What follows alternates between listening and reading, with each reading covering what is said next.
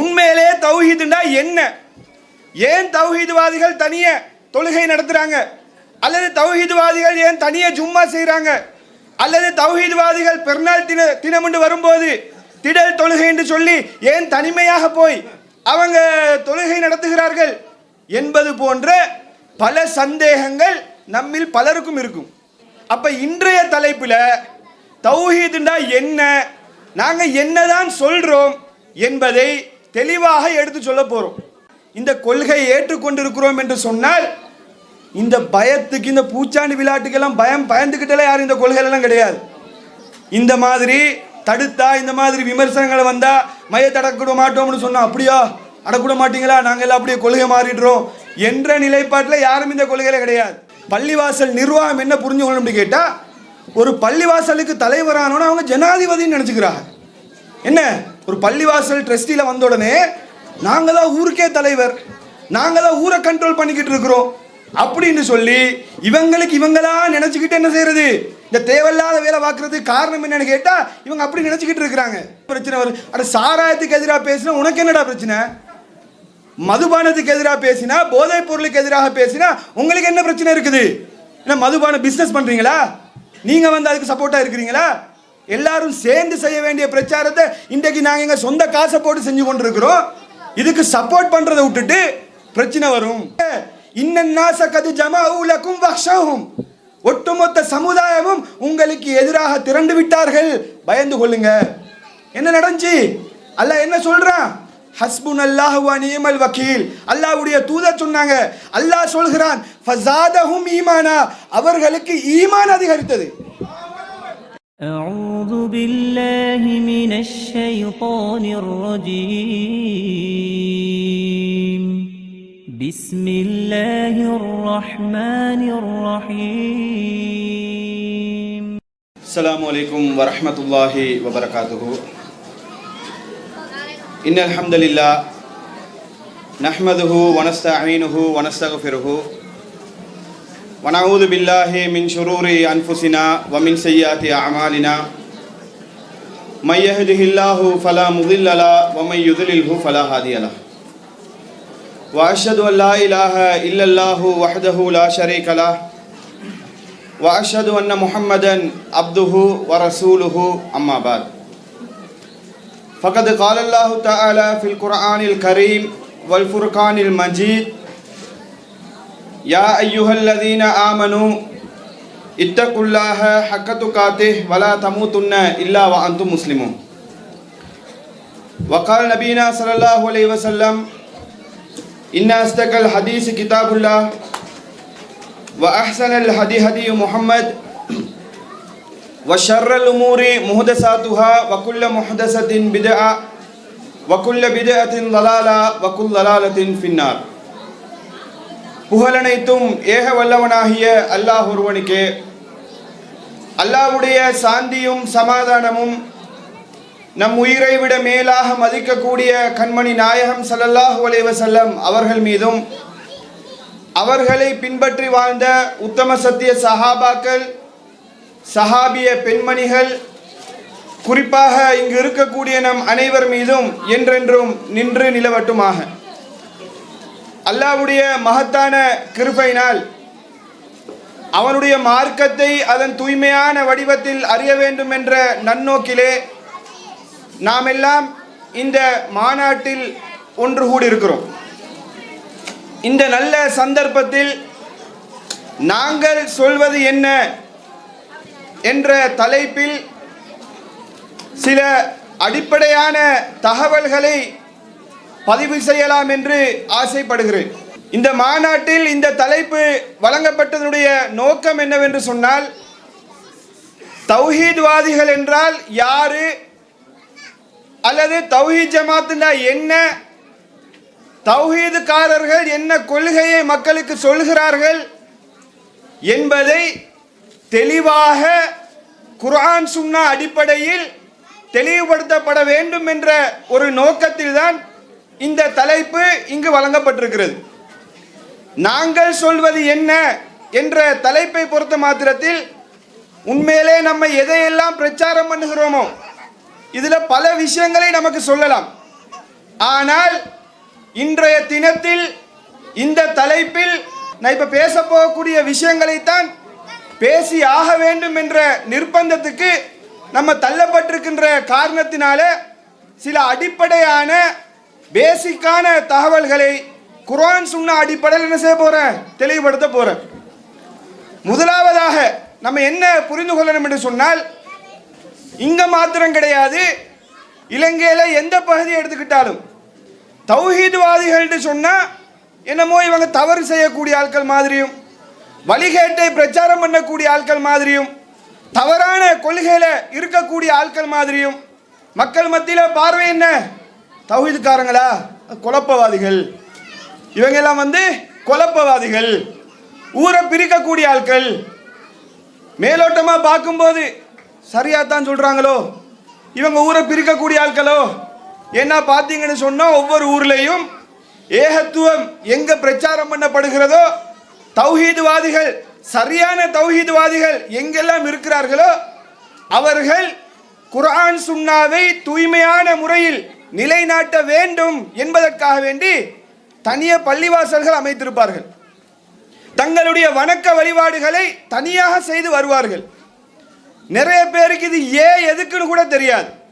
ஊர்ல ஒரு பள்ளிவாசல் இருக்கும், ஊர்ல ஒரு பள்ளிவாசல் இருந்தாலும் அவங்களோட வசதிக்கு ஏற்ற மாதிரி சில இடங்கள்ல குடிசைகளை அமைத்துக் கொண்டு, சில இடங்கள்ல இந்த மாதிரி பில்டிங்களை கட்டி கொண்டு, சில இடங்கள்ல பெரிய பள்ளிவாசலை அமைத்துக் கொண்டு என்ன செய்வோம், தங்களுடைய வணக்க வழிபாடுகளை அமைத்து வருவோம். இதை பார்க்கும்போது என்ன நினைப்பாங்கன்னு சொன்னா, இது தேவையா? ஊர்ல ஒரு பள்ளிவாசல் இருக்கும்போது இவங்க தனியாக ஒரு பள்ளிவாசல்ல தங்களுடைய வேலைகளை செய்கிறார்கள் என்று சொன்னால் இவங்க ஒற்றுமைக்கு எதிரானவர்கள், ஊரை பிரிக்கக்கூடியவங்க, ஊர்ல ஒற்றுமைக்கு எதிராக செயல்படக்கூடிய ஆட்கள் என்று சொல்லி இந்த தௌஹீத்வாதிகளை முத்திரை குத்தப்பட்டு வித்தியாசமா பார்க்கக்கூடிய ஒரு நிலையை நாம் பார்க்கிறோம். அப்ப இந்த சங்கடம் எல்லாம் நீக்குவதற்காக வேண்டி இந்த பிரச்சனைகளை, இந்த சந்தேகங்களை தெளிவுபடுத்தப்படணும். உண்மையிலே தௌஹீதுண்டா என்ன, ஏன் தௌஹீத்வாதிகள் தனிய தொழுகை நடத்துறாங்க, அல்லது தௌஹீத்வாதிகள் ஏன் தனிய ஜும்மா செய்றாங்க, அல்லது தௌஹீத்வாதிகள் பெருநாள் தினம் வரும்போது திடல் தொழுகை என்று சொல்லி ஏன் தனிமையாக போய் அவங்க தொழுகை நடத்துகிறார்கள் என்பது போன்ற பல சந்தேகங்கள் நம்மில் பலருக்கும் இருக்கும். இந்த ஏகத்துவத்தை பல வருடங்களாக கடைபிடிக்கக்கூடிய ஆட்களுக்கு இதற்குரிய தெளிவுகள் இருக்கலாம். ஆனால் தௌஹீதுனா என்ன என்று தெளிவு பெற வேண்டும் என்று ஆசைப்படக்கூடியவர்களுக்கு நம்ம தெளிவாக பதில் சொல்ல வேண்டிய நிர்பந்தத்தில் இருக்கிறோம். அப்ப இன்றைய தலைப்பில் தௌஹீதுனா என்ன, நாங்க என்னதான் சொல்றோம் என்பதை தெளிவாக எடுத்து சொல்ல போறோம். இப்ப நீங்க என்ன பண்ணுங்கன்னு சொன்னா, நம்ம சொல்றது சரியா பிழையா என்பதை நீங்களே முடிவு பண்ணி கொள்ளுங்க. நம்ம ஒரு போதும் சொல்லல என்ன, எங்களை விட்டா வேற ஆட்கள் கிடையாது, எங்களை தவிர நாங்க எல்லாருமே சொர்க்கவாதி, ஏற்கனவே பயான்ல கூட சொன்னாங்க. நம்ம யாருமே அப்படி சொல்லல. ஸ்ரீலங்கா தௌஹீத் ஜமாத்தில் இருந்தேன்னு சொன்னா எல்லாருக்கும் சொர்க்கத்துக்கு நன்மாராயன் சொல்லப்பட்ட ஆட்கள் போன்றும் அல்லது சொர்க்கத்துக்கு சர்டிபிகேட் கொடுத்துருக்குறாங்க, அப்படி எதுவுமே கிடையாது. தௌஹீதுன்ற பேர்ல இருந்தாலும் நான் இப்ப சொல்லக்கூடிய கொள்கையை பின்பற்றினால்தான் சொர்க்கத்துக்கு போக முடியும். அப்ப இஸ்லாம் என்ன சொல்லுது என்பதை நான் எடுத்து சொல்ல போறேன். சரியாக இருந்தால் ஏற்றுக்கொள்ளலாம், பிழையாக இருந்தான்னு சொன்னால் என்ன செய்யலாம், புறந்தள்ளி விட்டு உங்களோட வேலையை பார்த்துட்டே இருக்கலாம். அப்ப இந்த ஒரு அடிப்படை என்ன செய்யப்பட போகுதுன்னு சொன்னா இந்த இடத்துல தெளிவுபடுத்த போறோம். அதுக்கு முன்னாடி ஃபர்ஸ்ட் நீங்க என்ன புரியணும் கேட்டா, திருமறை குர்ஆன்ல அல்லாஹ் சொல்லி காட்டுகிறான், அல்லதீன யஸ்தமிஊனல் கௌல ஃபயத்தபிஊன அஹ்ஸனா. நேர்வழி பெற்றவர்கள், அறிவாளிகள் எப்படி இருப்பாங்கன்னு சொன்னா, அல்லதீன யஸ்தமிஊனல் கௌல, அவங்க சொல்றத கேட்பாங்க. தௌஹீதுக்காரன் ஒன்று சொன்னாலும் இவங்க என்னதான் சொல்றாங்கன்றத ஃபர்ஸ்ட் உள்வாங்குவாங்க. எந்த அமைப்புக்காரன் சொன்னாலும், எந்த ஜமாத்துக்காரன் சொன்னாலும் இவன் என்ன சொல்றான்றத ஃபர்ஸ்ட் கேட்பாங்க. யாரு சொல்றது, இது நான் சொல்லல, அல்லாஹ் சொல்றான். உள்ள நேர்வழி பெற்றவங்க எப்படி இருப்பாங்கன்னு சொன்னா, சொன்னதை ஃபர்ஸ்ட் கேட்பாங்களா, இவன் என்ன சொல்றான், இவன் கொள்கை என்ன என்றதை கேட்டுட்டு ஃபயத்தபிஊன அஹ்ஸனா, அழகியதை பின்பற்றுவார்கள், சரியானதை பின்பற்றுவார்கள் என்று அல்லாஹ் சொல்லி காட்டுகிறான். அப்ப அல்லாஹ்வுடைய பார்வையில் நேர்வழி பெற்றவர்கள் யார் என்று சொன்னால் சொல்லக்கூடிய செய்தியை முதல்ல உள்வாங்கணும். கேட்காமலே வழிகேடு, கேட்காமலே தௌஹீத்காரன் சொல்றதை கேட்க மாட்டேன் என்ன இல்லாம சொல்றது என்ன, அதுக்கு பிறகு நீங்க குர்ஆன் சுன்னால உரசி பாருங்க சொல்றது இருக்குதா இல்லையான்னு. இந்த ஒரு திருமறை வசனத்தை உள்ளத்தில் ஆழமாக பதிய வைத்துக் கொண்டு இப்ப நம்ம எது சரி எது பிழை எது சரியான கொள்கை என்று திருமறை குர்ஆன் சொல்கிறது என்பதை தெளிவாக என்ன செய்ய போறோம், எடுத்து சொல்ல போறோம். திருமறை குர்ஆன்ல அல்லாஹ் சொல்லி காட்டுகிறான், வ அன்ன ஹாதா சிராத்தி முஸ்தகீமா, இது என்னுடைய நேரான ஒரு பாதை, ஃபத்தபிஊஹு, நீங்கள் அந்த ஒரு வழியை பின்பற்றுங்கள், ஃபலா தத்தபிஉ சுபுல, பல வழிகளை பின்பற்றாதீர்கள். அப்படி பின்பற்றினீங்கன்னு சொன்னா தஃபர்ரக பிக்கும் அன் சபீலி, அது அல்லாஹ்வுடைய ஒரு பாதையை விட்டும் உங்களை வழிதவற செய்துவிடும். அல்லாஹ் என்ன சொல்றான்னு கேட்டா, உலகத்துல எது சரின்னு பார்த்தீங்கன்னு சொன்னா ஒரு கொள்கை தான் சரியா இருக்கும். அவனும் சரி இவனும் சரி, அவன் சொல்றதும் சரி இவன் சொல்றதும் சரின்றது இஸ்லாத்துல கிடையாது. அல்லாஹ் சொல்றான், யாராவது ஒருத்தர் சொல்றதுதான் சரியா இருக்கும். அவனும் சரி இவனும் சரின்னு இருந்தீங்கன்னு சொன்னா அல்லாஹ் சொல்றான் தஃபர்ரக பிக்கும் அன் சபீலி, அல்லாஹ்வுடைய ஒரு சரியான பாதை இருக்குமா இல்லையா, அந்த ஒன்னை விட்டும் மற்ற எல்லாத்தையும் அவன் பின்பற்றுவான். நீங்க பாக்குறீங்களா இல்லையா, நம்ம அது ஓகே தௌஹீத் அதுவும் ஓகே, அடுத்தவன் அதுவும் ஓகே, இப்படி சொல்லக்கூடிய ஆட்களை பார்த்தீங்கன்னு சொன்னா சரியானதை தவிர மற்ற எல்லாத்தையும் செஞ்சுக்கிட்டு இருப்பாங்க. அல்லாஹ் அப்படித்தான் சொல்றான், சத்தியம் என்பது ஒரே ஒரு பாதை தான், அந்த ஒன்றை பின்பற்றினீங்கன்னு சொன்னா என்ன செய்யலாம், சொர்க்கம் போகலாமே தவிர பல வழிகளை பின்பற்றினால் உங்களை வழிகெடுத்து விடும் என்று அல்லாஹ் சொல்லி காட்டுகிறான். அப்ப நம்ம என்ன ஃபர்ஸ்ட் புரியணும்னு கேட்டா, எல்லாம் சரின்றது இஸ்லாத்துல கிடையாது, ஏதாவது ஒண்ணுதான் சரியா இருக்கும். அந்த ஒன்று என்ன என்பதை அல்லாஹ் தெளிவாக நமக்கு சொல்லிட்டான். அல்லாஹ்வும் அல்லாஹ்வுடைய தூதரும் நமக்கு தெளிவாக சொல்லிவிட்டார்கள். அல்லாஹ்வுடைய தூதர் ஸல்லல்லாஹு அலைஹி வஸல்லம் சொல்றாங்க, உங்களை வெள்ளை வெளேர் என்ற மார்க்கத்தில் விட்டு செல்கிறேன், லைலுஹா கனஹாரிஹா, அதனுடைய இரவு கூட பகல் போன்றது. ரசூலுல்லாஹ் சொல்றாங்க, இந்த மார்க்கத்துல குழம்பி போய் அது சரியா இருக்குமோ இது சரியா இருக்குமோ என்று கன்ஃபியூஸ் ஆகி குழம்பி போற லெவல்ல ரசூலுல்லாஹ் இந்த மார்க்கத்தை தரவில்லை. இந்த மார்க்கம் வெள்ளை வெளேர் என்ற மார்க்கம், அதுல இரவு கூட பகல் போல, இரவுன்ற அதாவது இருட்டுன்ற பேச்சுக்கே இடம் கிடையாது. அவ்வளவு தெளிவான அவ்வளவு தூய்மையான மார்க்கத்தை தான் அல்லாஹ்வுடைய தூதர் நமக்கு தந்து விட்டு போயிருக்கிறார்கள். அப்ப என்ன பிரச்சனைன்னு கேட்டா, நம்ம யோசிக்கிறது இல்லை, நம்ம சொல்றத கேட்கறது இல்லை, உலக விஷயத்துக்கு காட்டக்கூடிய அக்கறையை மார்க்க விஷயத்துக்கு காட்டுறது இல்லை. ஒரு உலகத்தில் ஒரு பொருள் எடுக்க போனா எவ்வளவு தேடி பார்க்கிறோம். ஒரு Dress வாங்க போனா, பெருநாளுக்கு ஒரு Dress வாங்க போனேன்னு சொன்னா எத்தனை கடைக்கு ஏறி இறங்குறோம்.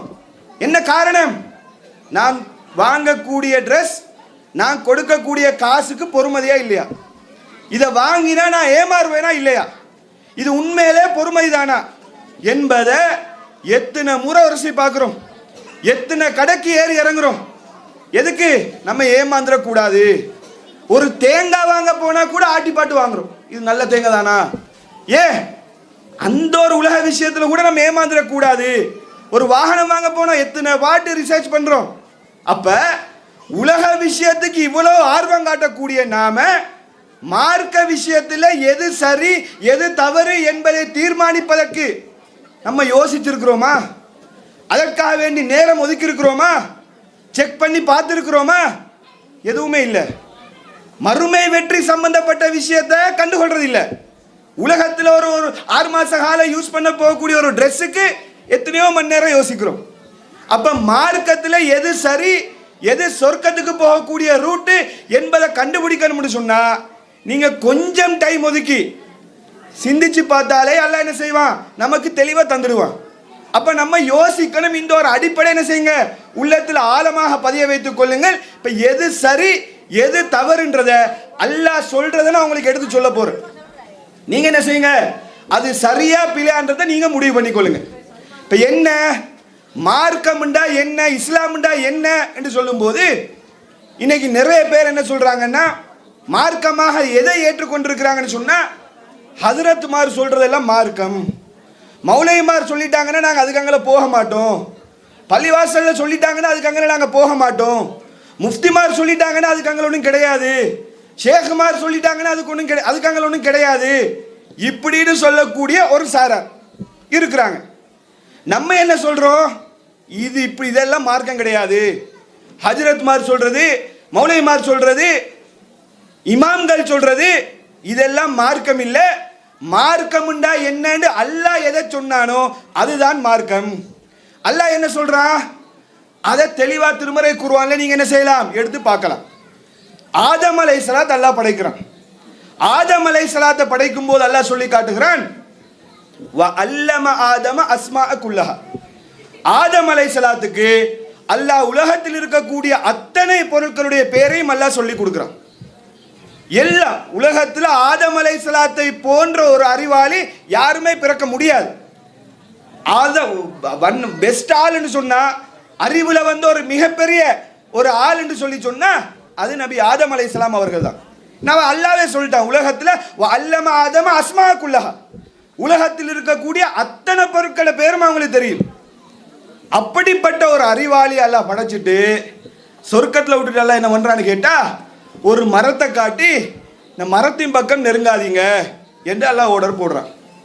ஷைத்தான் இவர்களை வழிகெடுத்து மரத்தின் பக்கம் நெருங்கி அவங்க சொர்க்கத்தில் இருந்து பூமிக்கு வந்த செய்தி எல்லாருக்குமே தெரியும். இதுல என்ன மேட்டர்னு கேட்டா, இஸ்லாத்தினுடைய மனித குலத்துக்கு அல்லாஹ் சொல்லக்கூடிய முதலாவது கட்டளை அல்ல இந்த சந்தர்ப்பம் சொல்றான். என்ன சொல்றான் தெரியுமா, குல் நஹ்பிது மின்ஹா ஜமியா, நீங்க அனைவரும் சொர்க்கத்தில் இருந்து கீழே போயிடுங்க, நீங்க ரெண்டு பேரும் சொர்க்கத்தில் இருந்து கீழே போயிடுங்க. ஃபஇம்மா யஅதியன்னக்கும் மின்னி ஹுதன், நேர்வழி என்பது என்னிடத்தில் இருந்து வரும். ஃபமன் தபிய ஹுதாய ஃபலா ஹவுஃபுன் அலைஹிம் வலா ஹும் யஹ்சனூன், யார் அந்த நேர்வழியை பின்பற்றுகிறாரோ அவருக்கு எந்த பயமும் இல்லை, எந்த கவலையும் இல்லை என்று அல்லாஹ் சொல்லி காட்டுறான். உலகத்தில் மிகப்பெரிய ஒரு அறிவாளி ஆதம் அலைஹிஸ்ஸலாத்தை அல்லாஹ் தன்னை கையால படைத்திருக்கிறான். இன்னும் சொல்ல போனா அல்லாஹ்வுடைய சாயல் ஆதம் அலைஹிஸ்ஸலாத்தை படைத்ததாக அல்லாஹ்வுடைய தூதர் சொல்லி காட்டுறாங்க. அப்படிப்பட்ட உலகத்தில் முதல் மனிதர், அவ்வளவு சிறப்பு மிக்க ஒரு மனிதர் பூமிக்கு வரும்போது உலகத்தில் எது சரி எது பிழைன்னு முடிவெடுக்கணுமா இல்லையா, அந்த முடிவெடுக்கிற விஷயத்தில் அல்லாஹ் என்ன சொல்லலன்னு கேட்டா, ஆதமே நீங்க பூமிக்கு போங்க, பூமிக்கு போய் உங்க அறிவுக்கு எதெல்லாம் சரின்னு படுதோ நீங்க பின்பற்றிட்டு போங்க, மார்க்கம் உங்களுக்கு எதெல்லாம் படுதோ, உங்களுக்கு எதெல்லாம் ஆசையா இருக்குதோ எல்லாத்தையும் செஞ்சுட்டு போங்க என்று அல்லாஹ் சொன்னானா? முதல் மனிதராக இருந்தாலும் அல்லாஹ்வுடைய தூதராக இருந்தாலும் அல்லாஹ் சொன்ன கட்டளை என்னன்னு கேட்டா, ஆதமே நீங்க பூமிக்கு போங்க, மார்க்க விவகாரங்கள்ல எது சரி எது பிழை என்று சொல்ற விஷயத்துல, நேர்வழி விஷயத்துல ஹிதாயத் என்னிடத்தில் இருந்துதான் வரும். அந்த நேர்வழியை தான் நீங்க பின்பற்றணுமே தவிர நீங்க நினைச்ச மாதிரி வாழ முடியாது. அந்த நேர்வழியை பின்பற்றினால் மறுமையில வெற்றி அடைய முடியும். அவருக்கு எந்த கவலையும் இல்லை, எந்த அச்சமும் இல்லைன்னு சொல்லி அல்லாஹ் சொல்லி காட்டுறான். அப்ப நம்ம என்ன யோசிக்கணும்னு கேட்டா, இன்னைக்கு இருக்கக்கூடிய மௌலவிமார்களை விட ஆதம் அலைஹிஸ்ஸலாம் சிறந்தவர் இல்லையா? ஆதம் அலைஹிஸ்ஸலாத்தை விட சிறந்தவர்களா இன்னைக்கு இருக்கக்கூடிய முஃப்திமார்கள், பள்ளியில் இருக்கக்கூடிய மௌலவி, நானாக இருக்கட்டும் நீங்களா இருக்கட்டும், ஆதம் அலைஹிஸ்ஸலாத்தை விட பெரிய ஆளா? ஆதம் அலைஹிஸ்ஸலாத்துக்கே அல்லாஹ் சொல்லிட்டான், நான் சொல்றதா மார்க்கம், நான் சொல்றதை தான் கேட்டு நடக்கணும், உன் நினைச்ச மாதிரி எல்லாம் நடக்க முடியாது என்று சொல்வதாக இருந்தால், இன்றைக்கு மார்க்கம் என்ற பேர்ல யார் யாரோ எவனோ சொல்லதெல்லாம் என்ன செய்ய முடியாது, மார்க்கமாக அங்கீகரிக்க முடியாது. இதை ஃபர்ஸ்ட் புரிஞ்சு கொள்ளணும். அதே போல மற்றும் ஒரு வசனத்தில் அல்லாஹ் சொல்லி காட்டுகிறான், வத்தபி மா யூஹா இலைக்க மிர் ரப்பிக், உம்முடைய இறைவன் புறத்தில் இருந்து அறிவிக்கப்படுவதை நீங்கள் பின்பற்றுங்கள், அதாவது வஹியை பின்பற்றுங்கள், அல்லாஹ்வின் புறத்திலிருந்து வரக்கூடிய செய்தியை பின்பற்றுங்க என்று அல்லாஹ் சொல்லி காட்டுறான். இப்ப வஹீனா என்ன? வஹீனா என்ன? குர்ஆன். குர்ஆன் வஹீன்றதுல யாருக்கா டவுட் இருக்குதா? திருமறை குர்ஆனை நாங்க வீட்டில் வச்சு ஓதுறோமே, இது வஹி இல்லைன்னு யாருக்கா சந்தேகம் இருக்குதா? யாருக்கும் சந்தேகம் கிடையாது. உலகத்தில் இருக்கக்கூடிய எந்த கொள்கையை பின்பற்றக்கூடிய ஆட்களாக இருந்தாலும் திருமறை குர்ஆன் என்பது வஹி என்பதில் முனையளவும் சந்தேகம் கிடையாது. இப்போ அல்லாஹ் சொல்றான், அல்லாஹ்வின் புறத்தில் இருந்து அறிவிக்கப்படக்கூடிய வஹியை பின்பற்றுங்கள். அப்போ குர்ஆனை பின்பற்றணும். மற்றொரு வசனத்தில் நீங்க பார்த்தீங்கன்னு சொன்னா அல்லாஹ் சொல்லி காட்டுகிறான், நீங்க வமை யுத்தி இல்லாஹ் வரசூலஹு ஃபக்கத் ஃபாஸ ஃபௌஸன் அலீமா. யார் அல்லாஹ்வுக்கும் அல்லாஹ்வுடைய தூதருக்கும் கட்டுப்படுகிறாரோ அவர் மகத்தான வெற்றி அடைந்து விட்டார். அப்ப மறுமை வெற்றிக்கு எது வழி என்று சொன்னால் அல்லாஹ்வுக்கு கட்டுப்படணும், அல்லாஹ்வுடைய தூதருக்கு கட்டுப்படணும். இன்னும் தெளிவாக சொல்றதா இருந்தா வஹியை பின்பற்றணும். திருமறை குர்ஆன் அல்லாஹ் சொல்லி காட்டுறான், வமா யந்திகு அனில் ஹவா இன் ஹுவ இல்லா வஹியுஹா. இந்த நபி இருக்கிறாரே, அல்லாஹ்வுடைய தூதர் முஹம்மது நபி ஸல்லல்லாஹு அலைஹி வஸல்லம் அவர்கள், அவங்க மனோ இச்சப்படி எதையும் பேச மாட்டாங்க. ரசூலுல்லாஹ் பேசினால் வஹியை தான் பேசுவாங்க என்று அல்லாஹ்வே சர்டிபிகேட் கொடுத்துட்டான். இப்ப மார்க்க விஷயத்துல அல்லாஹ்வுடைய தூதர் ஒரு செய்தியை சொன்னால் கூட அது ரசூலுல்லாஹ்வுடைய சொந்த கருத்தாக இருக்காது. அல்லாஹ்வின் புறத்தில் இருந்து வரக்கூடிய வஹியை அல்லாஹ் உள்ளுணர்வுல போட வச்சு மனசுல வர வச்சு அல்லாஹ் என்ன செய்வான், அதை மக்களுக்கு சொல்ல வைக்கிறான். அப்ப குர்ஆன் வஹி, அல்லாஹ்வுடைய தூதருடைய பேச்சுக்கள் வஹி. அதுக்கு தான் அல்லாஹ் சொல்றான், நீங்க வஹியை பின்பற்றுங்க. அப்ப இந்த மார்க்கம் என்பது லில்லாஹி தீனுல் ஹாலிஸ். இந்த மார்க்கம் தூய்மையான மார்க்கம், அல்லாஹ்வுக்கு உரியது. இந்த மார்க்கத்துக்கு அத்தாரிட்டி யாருன்னு கேட்டா அல்லாஹ் தானே தவிர வேற எவனும் கிடையாது. இந்த மார்க்கத்துக்கு சொந்தக்கார யாருன்னு சொன்னா அல்லாஹ் தான். அப்ப அல்லாஹ் தான் டிசைட் பண்ணணும் இந்த மார்க்கத்தில் எது சரி எது பிழை, எப்படி நம்ம வாழணும் என்ற சகல விஷயங்களும் யாரு முடிவெடுக்கணும்னு கேட்டா அல்லாஹ் தான் முடிவெடுக்கணுமே தவிர, இன்னும் சொல்ல போனால் அல்லாஹ்வுடைய தூதர் ஸல்லல்லாஹு அலைஹி வஸல்லம் அவர்கள் கூட சுயமாக முடிவெடுக்க மாட்டார்கள். ரசூலுல்லாஹ் கூட சுயமாக தந்த சொந்த கருத்தை மார்க்கமாக சொல்ல மாட்டார்கள். அப்படி சொன்னால் அதை அல்லாஹ் ஏற்றுக்கொள்ள மாட்டான். திருமறை குர்ஆன் அல்லாஹ் சொல்லி காட்டுகிறான், வலவ் தகவ்வல அலைனா பஅலல் அகாபீல். நபியே, நம்முடைய கட்டளை இல்லாத அல்லாஹ் சொல்லாத சில வார்த்தைகளை நீங்கள் உருவாக்கி சொன்னால் உங்களை வலக்கரத்தால பிடித்து நாடி நரம்பெல்லாம் தரிப்போம்னு அல்லாஹ் சொல்றான். யாருக்கு? இது உங்களுக்கும் எனக்கும் சொன்னது இல்லை, ஹஜ்ரத்மாருக்கு இமாம்களுக்கு சொன்னது இல்லை, அல்லாஹ்வுடைய தூதர் முகமது நபிக்கு சொல்றாங்க. அல்லாஹ் சொல்றான், நபியே நீங்க நினைச்சதெல்லாம் மார்க்கமா சொல்ல முடியாது. பெரிய பெரிய திருமறை வசனங்களை அத்தியாயங்களை சொல்றது இல்லை.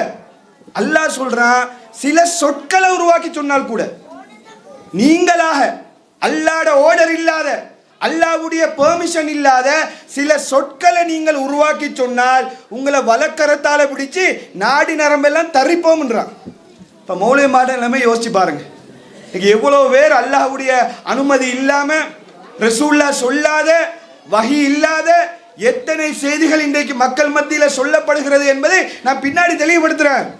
ஃபர்ஸ்ட் என்ன புரியணும்னு கேட்டா, அல்லாஹ்வுடைய தூதருக்கே சொன்னது என்ன, மார்க்கத்தில் நினைச்ச மாதிரி எதுவும் செய்ய முடியாது, நான் சொன்னதை தான் நீங்க மக்களுக்கு எடுத்து சொல்லணும் என்று சொல்லி அல்லாஹ் என்ன செய்யறான், அல்லாஹ்வுடைய தூதருக்கே ஆர்டர் போடுறான். அப்ப நம்ம என்ன புரியணும்னு கேட்டா, இந்த மார்க்கம் என்பது அல்லாஹ்வுக்கு சொந்தமான மார்க்கம். அல்லாஹ்வுக்கு சொந்தமான மார்க்கத்துல அல்லாஹ் எதை சொல்றானோ அதைத்தான் நம்ம செய்யணுமே தவிர நமக்கு நினைச்சதெல்லாம் என்ன செய்ய முடியாது, மார்க்கமாக செய்ய முடியாது. இன்னும் சொல்ல போனால் அல்லாஹ்வுடைய தூதர் ஸல்லல்லாஹு அலைஹி வஸல்லம் அவர்களை நம்ம பின்பற்றணும். அதுல யாருக்கும் மாற்று கருத்து கிடையாது. அல்லாஹ் சொன்னதை கேட்கணும், அல்லாஹ்வுடைய தூதர் சொன்னதை கேட்கணும். அதான் அல்லாஹ் சொல்றான், வமை யுத்தி இல்லாஹ வரசூலஹு. யார் அல்லாஹ்வுக்கும் அல்லாஹ்வுடைய தூதருக்கும் கட்டுப்படுகிறாரோ அவர் மகத்தான வெற்றி அடைந்து விட்டார். அப்ப அல்லாஹ் சொன்னதை கேட்கணும், ரசூலுல்லாஹ்வை பின்பற்றணும். இது இஸ்லாம் சொல்லக்கூடிய பேசிக்கான விஷயம். இன்னும் இதை புரியப்படுத்துறதுக்காக வேண்டி, இன்னும் இதை தெளிவுபடுத்த வேண்டும் என்பதற்காக வேண்டி, அல்லாஹ்வுடைய தூதராக இருந்தால் கூட ரசூலுல்லாவாக இருந்தால் கூட ரசூலுல்லாவை கூட முழுக்க முழுக்க பின்பற்றக்கூடாது. எது ரசூல்லா மார்க்கமாக சொல்றாங்களோ அதைத்தான் பின்பற்றணுமே தவிர ரசூல்லாவுடைய சொந்த கருத்தெல்லாம் மார்க்கம் ஆகாது. எப்படின்னு பாருங்க. இதெல்லாம் கேட்கும் போது ஆச்சரியம், நான் மார்க்கம்ன்ற பேர்ல யார் யாரோ சொன்னதெல்லாம் செஞ்சுட்டு இருந்தோம். அல்லாஹ் சொல்றா ரசூல்லாக்கே ரைட்ஸ் கிடையாதுன்றா. லைஸலக மினல் அம்ரி செய்யும், நபியே உமக்கு அதிகாரத்துல பங்கு கிடையாது. அதிகாரம் முழு கண்ட்ரோலும், இந்த மார்க்கத்தினுடைய முழு கண்ட்ரோலும் யாருக்குன்னு கேட்டா அல்லாஹ்க்கு தான். அல்லாஹ்வுடைய தூதர் என்பவர் முஹம்மது நபி ஸல்லல்லாஹு அலைஹி வஸல்லம் அவங்க ஜஸ்ட் ஒரு தூதர். அப்துஹு வ ரசூலுஹு. என்ன நம்ம கலிமா சொல்றோம்? கலிமா சொல்லும் போது அதில் வரக்கூடிய வாசகம் என்ன? அப்துஹு வ ரசூலுஹு. முஹம்மது நபி என்பவர் அல்லாஹ்வுடைய அடிமை பிளஸ் தூதர். தூதர்ன்றதுனால அல்லாஹ்வோட அந்தஸ்துல எல்லாம் கொண்டு போய் வைக்க முடியாது. அல்லாஹ்வுக்கு இருக்கக்கூடிய அதிகாரம்ன்றது வேற, ரசூலுல்லாஹ்வுக்கு இருக்கக்கூடிய அதிகாரம்ன்றது வேற. அப்ப இதை இன்னும் தெளிவுபடுத்துறதுக்காக வேண்டி ரசூலுல்லாஹ் என்ன பண்றாங்கன்னு சொன்னா, தண்ட சொந்த கருத்தை பின்பற்ற தேவையில்லைன்னு சொல்லி ரசூலுல்லாஹ் சொல்றாங்க.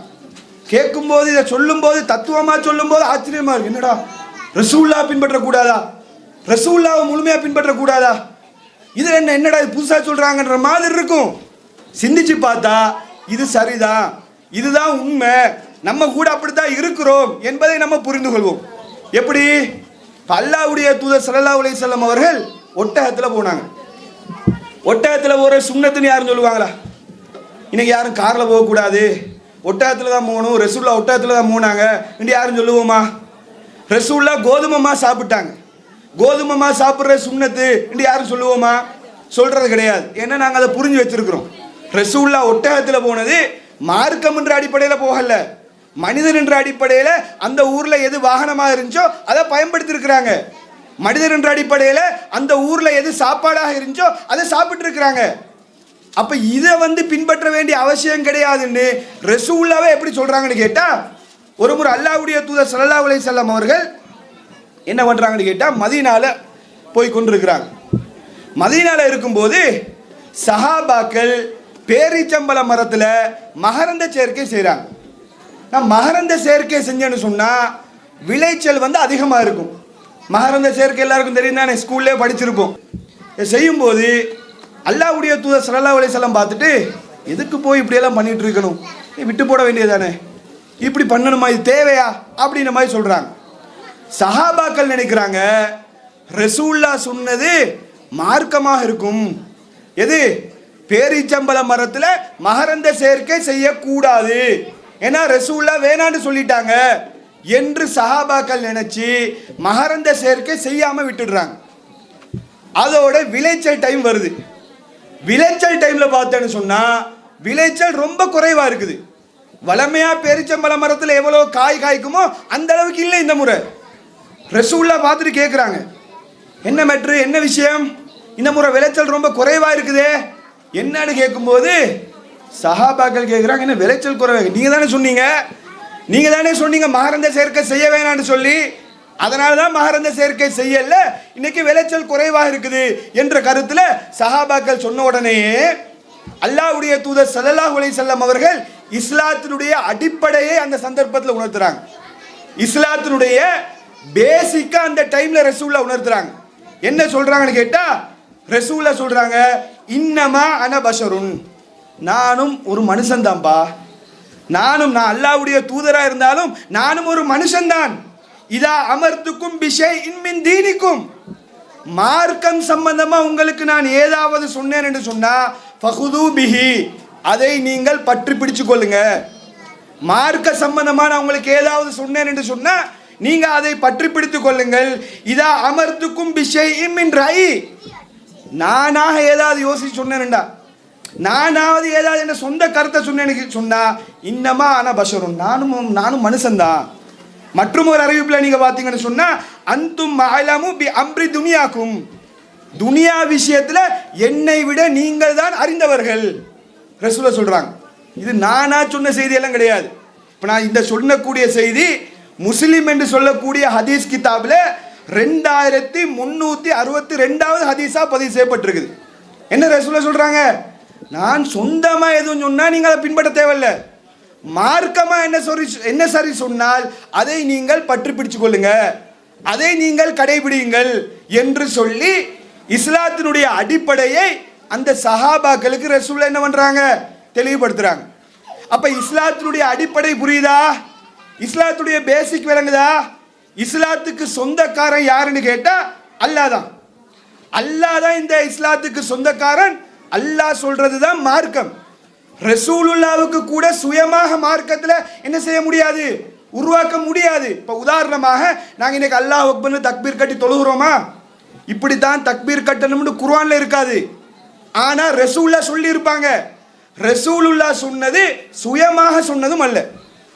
இப்படித்தான் தக்பீர் கட்டணும் என்று சொன்னது அல்லாஹ்வின் வழியாக வந்த வஹியை தான் ரசூலுல்லாஹ் நமக்கு சொல்லி இருக்கிறாங்க. எப்படி சலாம் கொடுக்கணும், எப்படி நோன்பு பிடிக்கணும், எப்படி ஹஜ்ஜிக்கு போகணும், குர்ஆன்ல இல்லாத செய்திகளாக இருந்தாலும் ரசூலுல்லாஹ் சொல்லி இருந்தால் அது அல்லாஹ்வின் புறத்திலிருந்து வந்த வஹி தான்.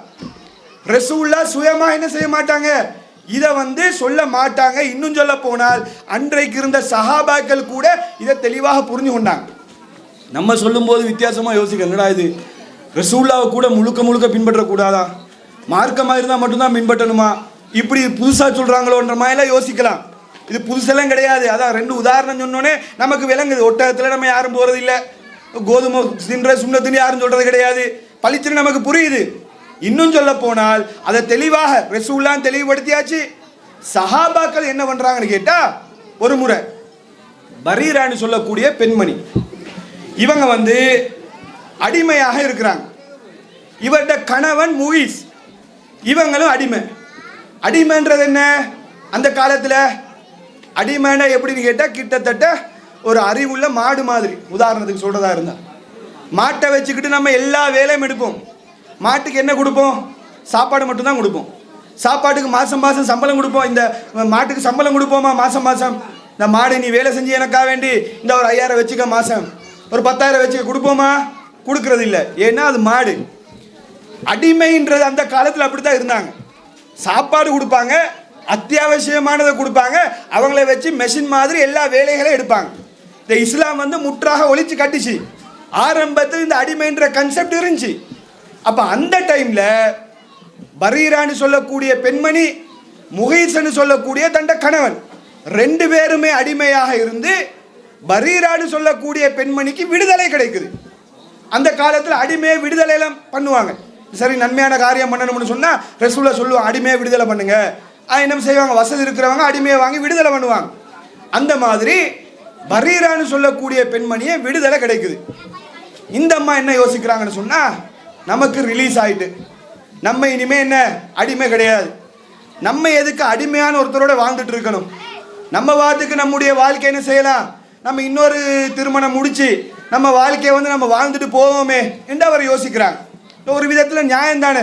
கிட்டத்தட்ட இப்போ கணவனும் மனைவியும் 2 பேரும் ஜெயிலுக்குள்ளே இருக்கிறாங்கன்னு வைங்களே, அவங்களுக்கு லைஃப் டைம் ஜெயில் தான்னு விதியாக இருக்குது. உதாரணத்துக்கு புரிகிறதுக்காக சொல்கிறேன், லைஃப் டைம் ஜெயில் தான்னு விதியாயிருச்சு. ஒருத்தருக்கு ஏதோ ஒரு ரெக்கமெண்டேஷனில் விடுதலை கிடைச்சிருச்சுன்னு வைங்களே, யோசிப்பாங்களா, இந்த மாப்பிள்ளை ஜெயிலுக்கு இருக்கிற அவங்க வரங்காட்டி நான் வெயிட் பண்ணிட்டு இருக்கணும், வருவாங்களாண்டா வரமாட்டாங்க, எப்போ வரும்னு நமக்கே தெரியாது. அப்போ என்ன யோசிப்போம், சரி நம்ம இன்னொரு திருமணம் முடிக்கலாம் என்று சொல்லி ஊழா விட்டுட்டு, நம்ம மொழியில் சொல்கிறதா இருந்தாலும் டைவர்ஸ் பண்ணிட்டு இன்னொரு திருமணம் முடிக்க ஆசைப்படுவாங்களா இல்லையா? அதே மாதிரி இந்த சஹாபிய பெண்மணியும் என்ன பண்ணுறாங்கன்னு சொன்னால், என்ன நினைக்கிறாங்கன்னு சொன்னால், தண்ட கணவனை விட்டுட்டு நம்ம இன்னொரு திருமணம் முடிச்சுக்கொள்வோம் என்று சொல்லி நினைக்கிறாங்க. ஆனால் கணவன் இருக்கிறாரு, முகீஸ் இருக்கிறாரு, இவர் இந்த அம்மா மேலே சரியான மற்றும் பிரியம், சரியான பாசம். இந்த தகவல் கேள்விப்பட்டதில் இருந்து அந்த அம்மாவே சுற்றி சுற்றி வராங்க. எம்மா இப்படி பண்ணணுமா, என்னோட இருக்கலாம் தானே என்ற மாதிரி இந்த அம்மாவே சுற்றி சுற்றி வராங்க. இந்த செய்தி அல்லாஹ்வுடைய தூதருக்கு கேள்விப்படுது. அல்லாஹ்வுடைய தூதர் ஸல்லல்லாஹு அலைஹி வஸல்லம் அவர்களுக்கு கேள்விப்பட்ட உடனே அல்லாஹ்வுடைய தூதர் ஸல்லல்லாஹு அலைஹி வஸல்லம் அவங்க இந்த பரீரான்ற அந்த பெண்மணியை கூப்பிட்டு ஒரு அட்வைஸ் பண்ணுறாங்க. என்ன அட்வைஸ் பண்ணுறாங்கன்னு கேட்டால், லவ் ராஜாத்திஹி, அவளோட சேர்ந்து வாழலாமேம்மா, அவரோட கணவன் உங்களை சுற்றி சுற்றி வாராரு, அவரோட இருந்தால் என்ன, கொஞ்சம் அட்ஜஸ்ட் பண்ணி போகலாம் தானே இந்த மாதிரி சொல்கிறாங்க. சொன்ன உடனே அந்த பெண்மணி என்ன கேட்குறாங்கன்னு கேட்டால், அத்தமுருனி, நபியே நீங்க சொல்றது மார்க்கமா அல்லது உங்களுடைய சொந்த கருத்தா, நீங்க எனக்கு மார்க்கமாக கட்டளையிடுறீங்களா அல்லது உங்களுடைய சுய கருத்தை தான் சொல்றீங்களா என்ற கருத்துல கேட்ட உடனே அல்லாஹ்வுடைய தூதர் ஸல்லல்லாஹு அலைஹி வஸல்லம் சொல்றாங்க, இன்னமா அனா அஷ்ஃபவு, நான் ஜஸ்ட் ரெக்கமெண்டேஷன் தான் பண்ணேன், ஒரு பரிந்துரை பண்ணேன், என் சொந்த கருத்தை சொன்னேன், விரும்பினா சேர்ந்து வாழுங்க, உங்க வாழ்க்கையை முடிவெடுக்கிறது உங்க கையில தான் இருக்குது, இது மார்க்கம் எல்லாம் கிடையாதுன்றத அல்லாஹ்வுடைய தூதர் ஸல்லல்லாஹு அலைஹி வஸல்லம் அவர்கள் தெளிவுபடுத்துறாங்க. அப்ப அந்த பெண்மணி சொல்றாங்க, லா ஹாஜத லீ ஃபீஹி, எனக்கு அவரோட சேர்ந்து வாழணும்னு எந்த தேவையும் கிடையாது, நான் இன்னொரு திருமணம் முடிக்க போறேன்னு சொல்லி அந்த அம்மா என்ன செய்றாங்க, விட்டு போறாங்க. ரசூல் அவங்கள பார்த்து, எப்படிம்மா நான் சொன்னதுக்கு பின்னாடி ஏண்ட பேச்சை கேட்காம உனக்கு இப்படி போகலாமா என்று ரசூல்ல கேட்டாங்களா? கேட்கல. ரசூல்லா மனிதன் என்ற அடிப்படையில் ஒரு அட்வைஸ் பண்றாங்க. அந்த பெண்மணி பார்க்குறாங்க, அந்த அட்வைஸ் வந்து நமக்கு பொருந்தல்ல, நமக்கு செட் ஆகாதுன்னு அவங்க நினைக்கிறாங்க, விட்டுட்டு போயிடுறாங்க. இதுதான் மார்க்கு. இதைத்தான் சஹாபாக்கள் இப்படி தான் புரிஞ்சு வச்சிருந்தாங்க. அதைத்தான் ரசூல்லா சொல்றாங்க, உலக விஷயத்தில் என்னை விட நீங்க தான் தெரிஞ்சவங்க, இந்த ஊர்ல என்ன பிசினஸ் பண்ணணும்ன்றத ரசூல்லா சொல்ல மாட்டாங்க. ரசூல்லா என்ன சொல்லுவாங்கன்னு கேட்டா, பிசினஸ் பண்ணும்போது எப்படி பண்ணணும்ன்றத வந்து ரசூல்லா சொல்லுவாங்களே தவிர, இந்த ஊர்ல இந்த பிசினஸ் பண்ணால்தான் நன்மை சுன்னத்து அப்படியெல்லாம் என்ன செய்ய மாட்டாங்க, ரசூல்லா சொல்ல மாட்டாங்க. அதை நாங்க தான் டிசைட் பண்ணணும். இலங்கையில் என்ன பிசினஸ் பண்ணலாம், வெளிநாட்டில் போய் என்ன பிசினஸ் பண்ணலாம், அது நாங்க தான் டிசைட் பண்ணணுமே தவிர, பிசினஸ்ல எது ஹராம் எது ஹலால் எப்படி செய்யணும் இதை ரசூல்லா தெளிவுபடுத்துவாங்க, கன்செப்டை சொல்லுவாங்க. அப்ப இதுதான் என்ன இஸ்லாத்தினுடைய அடிப்படை. இன்னும் சொல்ல போனால் இதை இன்னும் புரிவதற்கு சொல்வதாக இருந்தால், ஒரு முறை நபிகள் நாயகம் ஸல்லல்லாஹு அலைஹி வஸல்லம் அவர்கள் வந்து ஒரு விருந்தில் இருக்கிறாங்க. ஹாலித் பின் வலீத்னு சொல்லக்கூடிய நபி தோழர். இந்த செய்தி நீங்க பார்த்தீங்கன்னு சொன்னா புகாரியில 5391வது ஹதீஸா பதிவு செய்யப்பட்டிருக்குது. என்ன சம்பவம் கேட்டால், இப்போ ஒரு விருந்து நடக்குது. அந்த விருந்தில் உடும்பு கறி பரிமாறப்படுது. உடும்பு கறி ஆக்கி வச்சிருக்கிறாங்க போல. இப்போ உடும்பு கறி பரிமாறப்படும் போது அல்லாஹ்வுடைய தூதர் ஸல்லல்லாஹு அலைஹி வஸல்லம் அவர்கள் சாப்பிட்றதுக்கு அப்படி கையை நீட்டுறாங்க. உடும்பு கறி எடுத்து சாப்பிடுவோமோ சொல்லி நீட்டும் போது உடனே அங்கிருந்த பெண்மணி சொல்றாங்க, யார் ரசூலுல்லாஹ், இது உடும்பு கறி அப்படின்றாங்க. சொன்ன உடனே ரசூலுல்லாஹ் கையை எடுத்துடுறாங்க. என்ன யார் ரசூலுல்லாஹ், உடும்பு கறி சாப்பிடக்கூடாதா? இல்லை, இது எங்கள் ஊரில் இது சாப்பிட்ற வழக்கம் இல்லை, எங்கள் ஊரில் அது இல்லை, அல்லாஹ்வுடைய தூதர் செய்யலை, அதனால சாப்பிடலை. இப்போ உடும்பை பொறுத்த மட்டும் எல்லா ஊர்லேயும் உடும்பு இருக்காது. இப்போ எங்கள் ஏரியாவில் உடும்பு இருக்கான்னு சொல்லி பார்த்தா இருக்காது, அது ரொம்ப ரேராக இருக்கும் உடும்பு ஒன்று காண்றது. இதே வந்து காலி பகுதி இந்த மாதிரி ஈஸ்டர் சைடுக்கெல்லாம் போனோன்னு சொன்னால் ரோட்டில் சர்வசாதாரணமாக சுற்றிக்கிட்டு இருக்கும். அப்போ ரசூலுல்லாஹ் என்ன சொல்கிறாங்கன்னா, நாங்கள் இருக்கிற இடத்துல உடும்பு இல்லை, அதனால சாப்பிட்ற வழக்கம் இல்லை. ரசூலுல்லாஹ் கை எடுக்கிறாங்க. உடனே ஹாலித் பின் வலீத் என்ன பண்ணுறாங்கன்னு கேட்டால், ரலியல்லாஹு அன்ஹு அவங்க என்ன பண்ணுறாங்கன்னு கேட்டால், உடும்பு கறியை ரசூலுல்லாஹ்க்கு முன்னாடியே கையை நீட்டி எடுத்து நல்லா சாப்பிட்றாங்க. ரசூலுல்லாஹ் இதை பார்த்துக்கிட்டு அமைதியாக இருக்கிறாங்க. இப்போ என்ன விஷயம்னு கேட்டால், ரசூலுல்லாஹ் மனிதர்ன்ற வகையில் செய்யக்கூடிய அவங்களுக்குன்னு மனிதன்ற அடிப்படையில் சுய விருப்பம் இல்லாத விஷயங்கள் இருக்கும். அதெல்லாம் மார்க்கம் கிடையாது. மார்க்கம் என்பது என்னன்னு கேட்டா, அல்லாஹ்வின் புறத்திலிருந்து வஹியாக எது சொல்லப்படுகிறதோ இதுதான் மார்க்கம். அப்ப இஸ்லாமிய மார்க்கம் என்பது இவ்வளவு தூய்மையான மார்க்கம். யாருக்கும் நினைச்ச மாதிரி இந்த மார்க்கத்தில் எதுவும் என்ன பண்ண முடியாது, அதிகாரம் சொல்ல முடியாது, அதிகாரம் செலுத்த முடியாது. நான் நினைச்சா மார்க்கம்னு ஒன்று சொல்ல முடியாது. இன்னைக்கு இருக்கிறாக்கள் எல்லாம் நினைச்சா மார்க்கம்னு ஒன்று உருவாக்க முடியாது. எதை ரசூலுல்லாஹ் மார்க்கமாக சொல்லிவிட்டு போனார்களோ, எதை அல்லாஹ் குர்ஆன்ல மார்க்கமாக சொன்னானோ அது மட்டும்தான் மார்க்கமே தவிர அதை மீறின எதுவுமே மார்க்கம் கிடையாது. இதுதான் சுருக்கமாக சொல்றதாக இருந்தால் இதுதான் தௌஹீத். இன்னைக்கு தௌஹீத்னு சொல்றோம் இல்லையா, என்ன வஹியை மட்டும் பின்பற்றுங்கள், குர்ஆனை பின்பற்றுங்க, ஹதீஸை பின்பற்றுங்க, அல்லாஹ்வுக்கு கட்டுப்படுங்க, அல்லாஹ்வுடைய தூதருக்கு கட்டுப்படுங்க, அதுக்கு மாற்றமாக யாரு எவர் எதை சொன்னாலும் அதை மார்க்கமாக அங்கீகரிக்காதீர்கள் என்று இஸ்லாம் சொன்ன இந்த பேசிக்கான அடிப்படையான கொள்கையை தான் இன்றைக்கு தௌஹீத்ன்ற பேர்ல அல்லது தௌஹீத் ஜமாத் என்ற பேர்ல இன்னைக்கு நம்ம சொல்லி கொண்டு இருக்கிறோம். இதுல என்ன தவறு இருக்குது? வஹியை பின்பற்றுங்க, வஹியை பின்பற்றினா சொர்க்கம் போலாம் என்று சொல்றதுல என்ன தவறு இருக்குது? நான் சொன்னாலும் என் சொந்த கருத்தை சொன்னா ஏற்றுக்கொள்ளாதீங்க, நானே மார்க்கமாக ஒன்றை சொன்னாலும் அது குர்ஆன்ல இருக்குதா ஹதீஸ்ல இருக்குதா என்று உரசி பார்த்து பின்பற்றுங்கள் என்று சொல்வது சரியா? இல்ல ஹஜ்ரத் மாறு எதை சொன்னாலும் மார்க்கம் என்ற பேர்ல ஏற்றுக்கொள்ளுங்க, கண்மூடித்தனமா பின்பற்றுங்க என்று சொல்வது சரியா? எது சொர்க்கத்துக்கு போகக்கூடிய ரூட்டா இருக்கும்? யோசிச்சு பாருங்க. சொர்க்கத்துக்கு போறதுக்கு எந்த வழி சிறந்த வழியாக, பெஸ்டான வழியாக, அல்லாஹ் சொன்ன வழியாக இருக்கும் என்று சொல்லி கொஞ்சம் யோசிச்சு பாருங்க. யாரு எதை சொன்னாலும் மார்க்கம் என்று சொல்றது சரியா? நான் சொன்னாலும் நம்பிடாதீங்க, தௌஹீத் ஜமாத் சொன்னாலும் கண்மூடித்தனமா கேட்டுறாதீங்க, எந்த பேரை வச்சுக்கிட்டு வந்து சொன்னாலும் கண்மூடித்தனமா நம்பாதீங்கப்பா. குர்ஆன்ல இருந்தா நம்புங்க, ஹதீஸ்ல இருந்தா நம்புங்க, இன்னும் சொல்ல போனால் வஹியாக இருந்தால் மட்டும் நம்புங்க என்று சொல்வது சரியா? இந்த ஒரு அளவுகோல உள்ளத்துல ஆழமாக பதிய வைத்துக் கொண்டால் நமக்கு எழக்கூடிய ஏராளமான சந்தேகங்களுக்கு இதுல தெளிவு கிடைச்சிடும். என்ன சந்தேகம்? இப்ப வாங்க, இப்போ ஒவ்வொரு ஊர் எடுத்துக்கிட்டீங்கன்னு சொன்னா, நம்ம ஊரா இருக்கட்டும் அல்லது வேற வேற ஊரா இருக்கட்டும், தௌஹீத்வாதிகள் வந்து தனியாக ஒரு இடத்த வச்சுக்கிட்டு தொழுகை நடத்துறாங்க அல்லது ஜும்மா நடத்துறாங்க, தனித்தனியாக அவங்களுடைய இபாதத்துகளை செஞ்சுட்டு வராங்க, பெருநாள் தொழுகை அவங்க தனியாக செஞ்சுட்டு போறாங்க, ஊரோட சேர்ந்து செய்யறாங்க, இல்ல இவங்க குழப்பவாதி என்றெல்லாம் சொல்றாங்களா இல்லையா? ஏன் இதை செய்கிறோம் சொல்லி சொன்னால், ஏன் எங்களுடைய வணக்க வழிபாடுகளை தனியாக அமைத்துக் கொள்றோம் என்று சொன்னால், நமக்கு எந்த சொந்த தேவையும் கிடையாது. நமக்கு வந்து இப்படி தனியாக ஒதுங்கி எங்களோட வணக்க வழிபாடுகள் சேர்த்துல எங்களுக்கு என்ன சந்தோஷமா? ஊரோட ஒத்து போறதுல எங்களுக்கு சந்தோஷம் இருக்குமா? அல்லது ஊரை எதிர்த்து கொண்டு பிரச்சனைக்கு மேல பிரச்சனைகளை சந்தித்து கொண்டு தனியே இருக்கிறதுல சந்தோஷம் இருக்குமா? எல்லாரோட சேர்ந்து மொத்தமா ஒரு கந்தூரியை உட்கார்ந்து சாப்பிட்றதுல சந்தோஷம் இருக்குமா? நாங்க கந்தூரிக்கெல்லாம் வரமாட்டோம் என்று ஒதுங்கி இருக்கிறதுல சந்தோஷம் இருக்குமா? சிந்திச்சு பார்க்க வேண்டும். எல்லாரோட சேர்ந்து எப்படிப்பட்ட கல்யாணமா இருந்தாலும் பிரச்சனை கிடையாது என்று சொல்லி திருமணங்கள்ல கலந்து கொள்ற சந்தோஷமா? இல்ல நபி வழிக்கு மாற்றமான திருமணமா இருந்தால் நான் கலந்து கொள்ள மாட்டேன் என்று ஒதுங்கி இருப்பதுல சந்தோஷம் இருக்குமா? யோசிச்சு பாருங்க.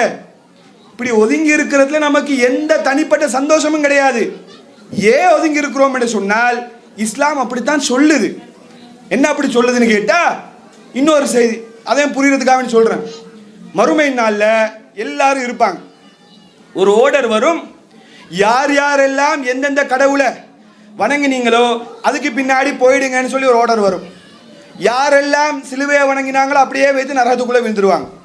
யாரெல்லாம் சிலைகளை வணங்கினாங்களோ சிலையை பார்த்து நினைப்பாங்க, ஆஹா இதுதான் நம்ம கடவுள் என்று நினைச்சு அதுக்கு பின்னாடி போய் அப்படியே நரகத்துக்குள்ள விழுந்துருவாங்க. இப்படி எல்லாம் முடிஞ்சதுக்கு பின்னாடி ஒரே ஒரு கூட்டம் மட்டும் பெண்டிங்ல இருக்கும். அப்ப அல்லாஹ் வந்து கேட்பானா, நமக்கு அறியாத தோற்றத்துல அல்லாஹ் வந்து கேட்பானா, உங்களுக்கு சொல்லிட்டோமே எந்தெந்த கடவுளை வணங்கினீங்க அது பின்ன போக சொல்லி ஆர்டர் போட்டோமே, ஏன் நீங்க இன்னும் போகாம இருக்கிறீங்க என்று சொல்லி கேட்கும்போது அதுக்கு நல்லடியார்கள் சொல்லுவாங்களாம், யா அல்லாஹ் உலகத்தில் இருக்கும்போது எங்களுக்கு எல்லாம் தேவை இருந்துச்சு, அதை செய்யணும்ன்ற ஆசை எங்களுக்கும் இருந்துச்சு, ஆனால் நாங்க செய்யல. ஃபாரக்ன நாஸஃபித் துன்யா, இந்த துனியாவில் அவர்களை விட்டு அந்த மக்களை விட்டு விலகி தனிச்சிருந்தோம். யா அல்லாஹ் ஃபாரக்ன நாஸஃபித் துன்யா, துனியால அந்த மக்களை விட்டு எல்லாம் ஒதுங்கி நாங்க தனிச்சிருந்தோம், நம்மை படைத்த ரப்புல் ஆலமீன் வரும் வரைக்கும் நாங்க வெயிட் பண்றோம். நல்லடியார்கள் சொல்லுவார்கள், நமக்கு ஆசை இல்லையா? கந்தூரி தினம் எங்களுக்கு ஆசை இல்லையா? சிறுக்கான காரியங்களில் ஈடுபடுறதுக்கு தனிப்பட்ட முறையில் பார்த்தா எல்லாருக்கும் ஆசை இருக்கும், ஃபன்னு எடுக்கலாம் தானே என்று எல்லாருமே நினைப்போம். இப்படி ஒதுங்கி பிரச்சனைக்கு மேலே பிரச்சனை பண்ணி மக்கள்கிட்ட கொஞ்சம் கொஞ்சமாக காசை சேர்த்து இந்த மாதிரி தவா பிரச்சாரங்கள் பண்ணுறதுல சந்தோஷம் இருக்குமா? அல்லது எல்லாரோட சேர்ந்து ஊரில் மொத்தமாக ஃபன்னாக இருக்கிறதுல சந்தோஷம் இருக்குமா? யோசிச்சு பாருங்க. அப்போ அல்லாஹ்வுடைய தூதர் சொல்றாங்க, நல்லடியார்கள் சொர்க்கவாசிகள் என்ன பதில் சொல்லுவாங்கன்னு கேட்டா, நாங்க உலகத்துல தனிச்சு தான் இருந்தோம், எங்களுக்கு ஆசைகள் எல்லாம் இருந்துச்சு, இருந்தாலும் அதெல்லாம் விட்டுட்டு நாங்க தனிச்சு இருந்தோம், படைச்ச ரப்புல் ஆலமீனை மட்டும்தான் வணங்கினோம், அவன் வரங்காட்டி வெயிட்டிங்ல இருக்கிறோம். அல்லாஹ் என்ன பண்ணுவான்னு கேட்டா, நாம் எல்லாம் அறியக்கூடிய தோற்றத்தில் அல்லாஹ் வந்து நிற்பான், எல்லாருமே சஜதால விழுந்துருவோம், இதுதான் நம்மளை படைச்ச ரப்புல் ஆலமீன் என்று சொல்லி இந்த மோஸ்துதிக்காக வேண்டி செய்தவர்களை தவிர மற்ற எல்லாரும் சஜதால விழுந்துருவாங்க. எதுக்கு சொல்றேன்னு கேட்டா, சொர்க்கத்துக்கு போகணும்னு சொன்னா சும்மா எல்லாம் சொர்க்கம் கிடைக்காது. இந்த மாதிரி ஒதுங்கி இருக்க வேண்டி வரும், தனிச்சு இருக்க வேண்டி வரும், பிரச்சனை வரும், விமர்சனம் வரும், எல்லாத்தையும் சந்திச்சால் தான் சொர்க்கம் கிடைக்கும்னு மார்க்கம் சொல்லுது. அப்ப இந்த ஒரு அடிப்படையை புரிந்து கொண்டு இப்ப என்ன நம்ம யோசிக்கணும்னு கேட்டா, ஏன் நம்ம ஒதுங்கி இருக்கிறோம்? எல்லாருக்குமே என்ன டவுட் வரும், பெரிய பெரிய ஒவ்வொரு ஊர்லயும் பள்ளிவாசல் மாடி மாடியா கட்டி போட்டிருக்கிறாங்க. தொழுகிறதுக்கு இடமா இல்லை. எதுக்கு இந்த மாதிரி தனி ஒதுங்கி வந்துக்கிட்டு நம்ம தனியாக ஜும்மா நடத்திக்கிட்டு சில இடங்களில் சின்ன சின்ன குடிசைகளில் ஜும்மா நடத்தி கொண்டு இது தேவையா யோசிப்போம். சரி, நான் கேட்குறேன், இன்னைக்கு ஜும்மா நாங்கள் ஒதுங்கி இருக்கிறோம்னா காரணம் என்ன? ஒரு ஜும்மா எப்படி நடத்தப்படணும், ஒரு தொழுகை ஜும்மா தொழுகை எப்படி இருக்கணும்னு சொல்லி அல்லாவும் அல்லாவுடைய தூதரும் நமக்கு தெளிவுபடுத்தியிருக்கிறார்கள். எப்படி நடத்தப்படணும்னு தெளிவாக ரசூலுல்லாஹ் ஜும்மா பண்ணி காட்டிருக்கிறாங்க. இன்றைக்கு நடத்தப்படக்கூடிய ஜும்மாக்கள் ரசூலுல்லாஹ் சொன்ன மாதிரி தான் நடக்குதா? அல்லாவும் அல்லாவுடைய தூதரும் சொன்ன பிரகாரங்கள் தான் இன்றைக்கு ஜும்மா நடக்குதா? குர்ஆன் சுன்னாவோட உரசி பார்ப்போமா? முதலாவது எடுத்துக்கொள்ளுங்க, ஜும்மாவுக்கு பாங்கில் இருந்து வாங்க. ஜும்மா தினத்தில் பாங்கு சொல்லப்படுமா இல்லையா? நம்முடைய பள்ளி வாசல்களை பார்த்தீங்கன்னு சொன்னால் மிம்பரில் இமாம் எப்போ மிம்பருக்கு ஏறுவாங்களோ அந்த நேரத்தில் ஒரு பாங்கு சொல்லப்படும். தௌஹீத் பள்ளி வாசல்கள் இப்படி தான் செய்வோம், நம்ம சொல்லப்படுமா இல்லையா? சரி, இதே நீங்கள் மற்ற பள்ளி வாசல்களை நம்ம போகாத பள்ளி வாசல் எடுத்து பார்த்தீங்கன்னு சொன்னால் 2 அதான் சொல்லுவாங்க. இமாம் மிம்பருக்கு ஏறுறதுக்கு முந்தி ஒரு பாங்கு, இமாம் மிம்பரில் ஏறும்போது ஒரு பாங்கு, ஒரு 15 நிமிஷம் கேப்பில் மாதிரி வச்சு 2 பாங்கு சொல்லுவாங்க. இது ரசூலுல்லாஹ்வுடைய காலத்தில் சொல்லப்பட்டுச்சா என்று சொல்லி பார்த்தா தெளிவாக ஹதீஸ் என்ன வருதுன்னு கேட்டால் அல்லாஹ்வுடைய தூதருடைய காலத்தில் ஒரு பாங்கு தான் சொல்லப்பட்டது. உமர் அலியுடைய காலத்தில் ஒரு பாங்கு தான் சொல்லப்பட்டது. உஸ்மான் அலியுடைய காலத்தில் என்ன நடக்குதுன்னு கேட்டால் இங்கே ஒரு பாங்கு ரசூலுல்லாஹ்வுடைய காலத்தில் இருந்த நடைமுறை பின்னாடி எப்படி மாற்றப்படுதுன்னு கேட்டால் பின்னாடி வந்த நபித்தோருடைய காலத்தில் 2 பாங்காக அதிகப்படுத்தப்படுது. இப்போ நான் என்ன சொல்கிறேன்னு கேட்டால் ரசூலுல்லாஹ் செஞ்சது மார்க்கமா அல்லது ரசூலுல்லாஹ்வுக்கு மாற்றமாக யாராவது எதை சொன்னால் நம்ம ஏற்று நடக்கணுமா? அதில் கூட 2 பாங்கு சொன்னாங்கன்னு சொல்லி வரல, ஒரு அறிவிப்பை அதிகப்படுத்தினாங்கன்னு சொல்லி வருது. பின்னாடி காலத்தில் மக்கள் ஜும்மாவுக்கு வராமல் இருந்ததுனால ஒரு அறிவிப்பை அதிகப்படுத்தினாங்க. சரி, பாங்கு சொன்னேன்னு தான் வச்சுக்கோங்களே. ரசூலுல்லாஹ்வுடைய காலத்தில் ரசூலுல்லாஹ் உயிரோடு இருக்கும்போது ஒரு பாங்கு தான் சொன்னாங்கன்னு சொன்னால் ரசூலுல்லாஹ்வை பின்பற்றுவது நமக்கு கடமையா அல்லது நபித்தோழர்களை பின்பற்றுறது கடமையா அல்லது இமாம்கள் சொன்னதை கேட்கறது கடமையா? சிந்தித்து பார்க்க வேண்டும். அதே போல பார்த்தீங்கன்னு சொன்னா அப்ப இந்த பாங்கு சொல்ற ஸ்டார்டிங்கே ஜும்மாவுடைய ஆரம்பமே நபி வழிக்கு மாற்றமாக இஸ்லாத்தில் இல்லாத காரியத்தை கொண்டு ஆரம்பிக்கப்படுது. அதே போல பார்த்தீங்கன்னு சொன்னா பயான்ல பேசப்படுற டாபிக் அதை நான் எடுக்கவே இல்லை. அதை பேசுறதா இருந்தாலும் அது தனியாக போட்டு பேசணும். அதில் மார்க்கம்ன்ற பேரில் கப்சாக்கள் அடிச்சு விட்ற கதைகள் அதை பற்றி பேசுறதா இருந்தான்னு சொன்னால் அது ஊருக்கு வித்தியாசப்படும். அது ஒரு பக்கம் வைங்க. இந்த கொம்மனான விஷயங்கள் இருக்குமா இல்லையா? அதில் நீங்கள் பார்த்தீங்கன்னு சொன்னால் அடுத்ததாக ஜும்மாவில் 2 ஜும்மாக்கள் 2 உரைகள் நடத்தப்படும். ஒருத்தர் உரை நிகழ்த்துவார், குத்துபான் பண்ணுவாங்க, அதுக்கு பிறகு மிம்பரில் உட்கார்ந்துட்டு எழும்பி மறுபடியும் ஒரு உரை பேசுவாங்க. நம்ம பள்ளிவாசலில் பார்த்தீங்கன்னு சொன்னால் அந்த உரை எல்லாமே தமிழில் தான் பேசப்படும். ஆனால் மற்ற பள்ளிவாசலில் பார்த்தீங்கன்னு சொன்னால் ஃபர்ஸ்ட்டுக்கு தமிழில் உரை நிகழ்த்துவாங்க, அதற்கு பிறகு திடீர்னு உட்கார்ந்துட்டு எழும்பி என்ன செய்வாங்கன்னு கேட்டால் சஹாபாக்களோட பேரெல்லாம் சொல்லுவாங்க. சஹாபாக்களுடைய பேரெல்லாம் சொன்னதுக்கு பின்னாடி அரபியில் என்ன செய்வாங்கன்னு சொன்னால் ஒரு உரை நிகழ்த்துவாங்க. இப்போ நான் என்ன கேட்குறேன்னு கேட்டால் ரசூலுல்லாஹ்வுடைய காலத்தில் உரைன்றது மக்களுக்கு புரியக்கூடிய விதத்தில் இருக்கணும். 2வது ஜும்மா மட்டும் அரபியில் பண்ணுறீங்களே, இது என்ன காரணம்? எதுக்காக வேண்டி இந்த மாதிரி நடத்தப்படுது? ரசூலுல்லாஹ் சொன்னாங்களா? ரசூலுல்லாஹ் அரபியில் உரை நிகழ்த்தினாங்கன்னு சொன்னால் ரசூலுல்லாஹ் பேசினதே அரபி தான். ரசூலுல்லாஹ் காலத்தில் சவுதியில் அரபி தான் பேசினாங்க, அரபியில் தான் இப்போயும் அரபியில் தான் உரை நிகழ்த்தணும். இப்போ நம்ம எந்த மொழியில் பேசுகிறோமோ அந்த மொழியில் தானே உரை நிகழ்த்தணும். அப்போ ஆரம்ப உரை தமிழில் இருக்கும், 2வது உரை அரபியில் இருக்கும். அதே போல் பார்த்தீங்கன்னு சொன்னால் நடுவில் சஹாபாக்களை வேறு சொல்லுவாங்க. இது மார்க்கம் காட்டி தந்த வழிமுறையா? சிம்பிளாக யோசிச்சாலே பளிச்சுன்னு விளங்கும். என்ன, ரசூலுல்லாஹ் மிம்பரில் இருக்கும்போது சஹாபாக்களை வேறு சொல்லியிருப்பாங்களா? ரசூலுல்லாஹ் மிம்பரில் அவங்க சஹாபாக்களை வேறு சொல்லி ஜும்மா மேடையில் சொல்லிட்டு இருந்திருப்பாங்களா? அல்லது உமர் அலி அவங்க எல்லாம் ஜும்மா பண்ணும்போது அவங்களோட பேரை சொல்லி கொண்டிருப்பாங்களா? அப்ப மார்க்கத்தில் இல்லாத இஸ்லாத்தில் இல்லாத காரியங்கள் நிகழ்த்தப்படுதா இல்லையா?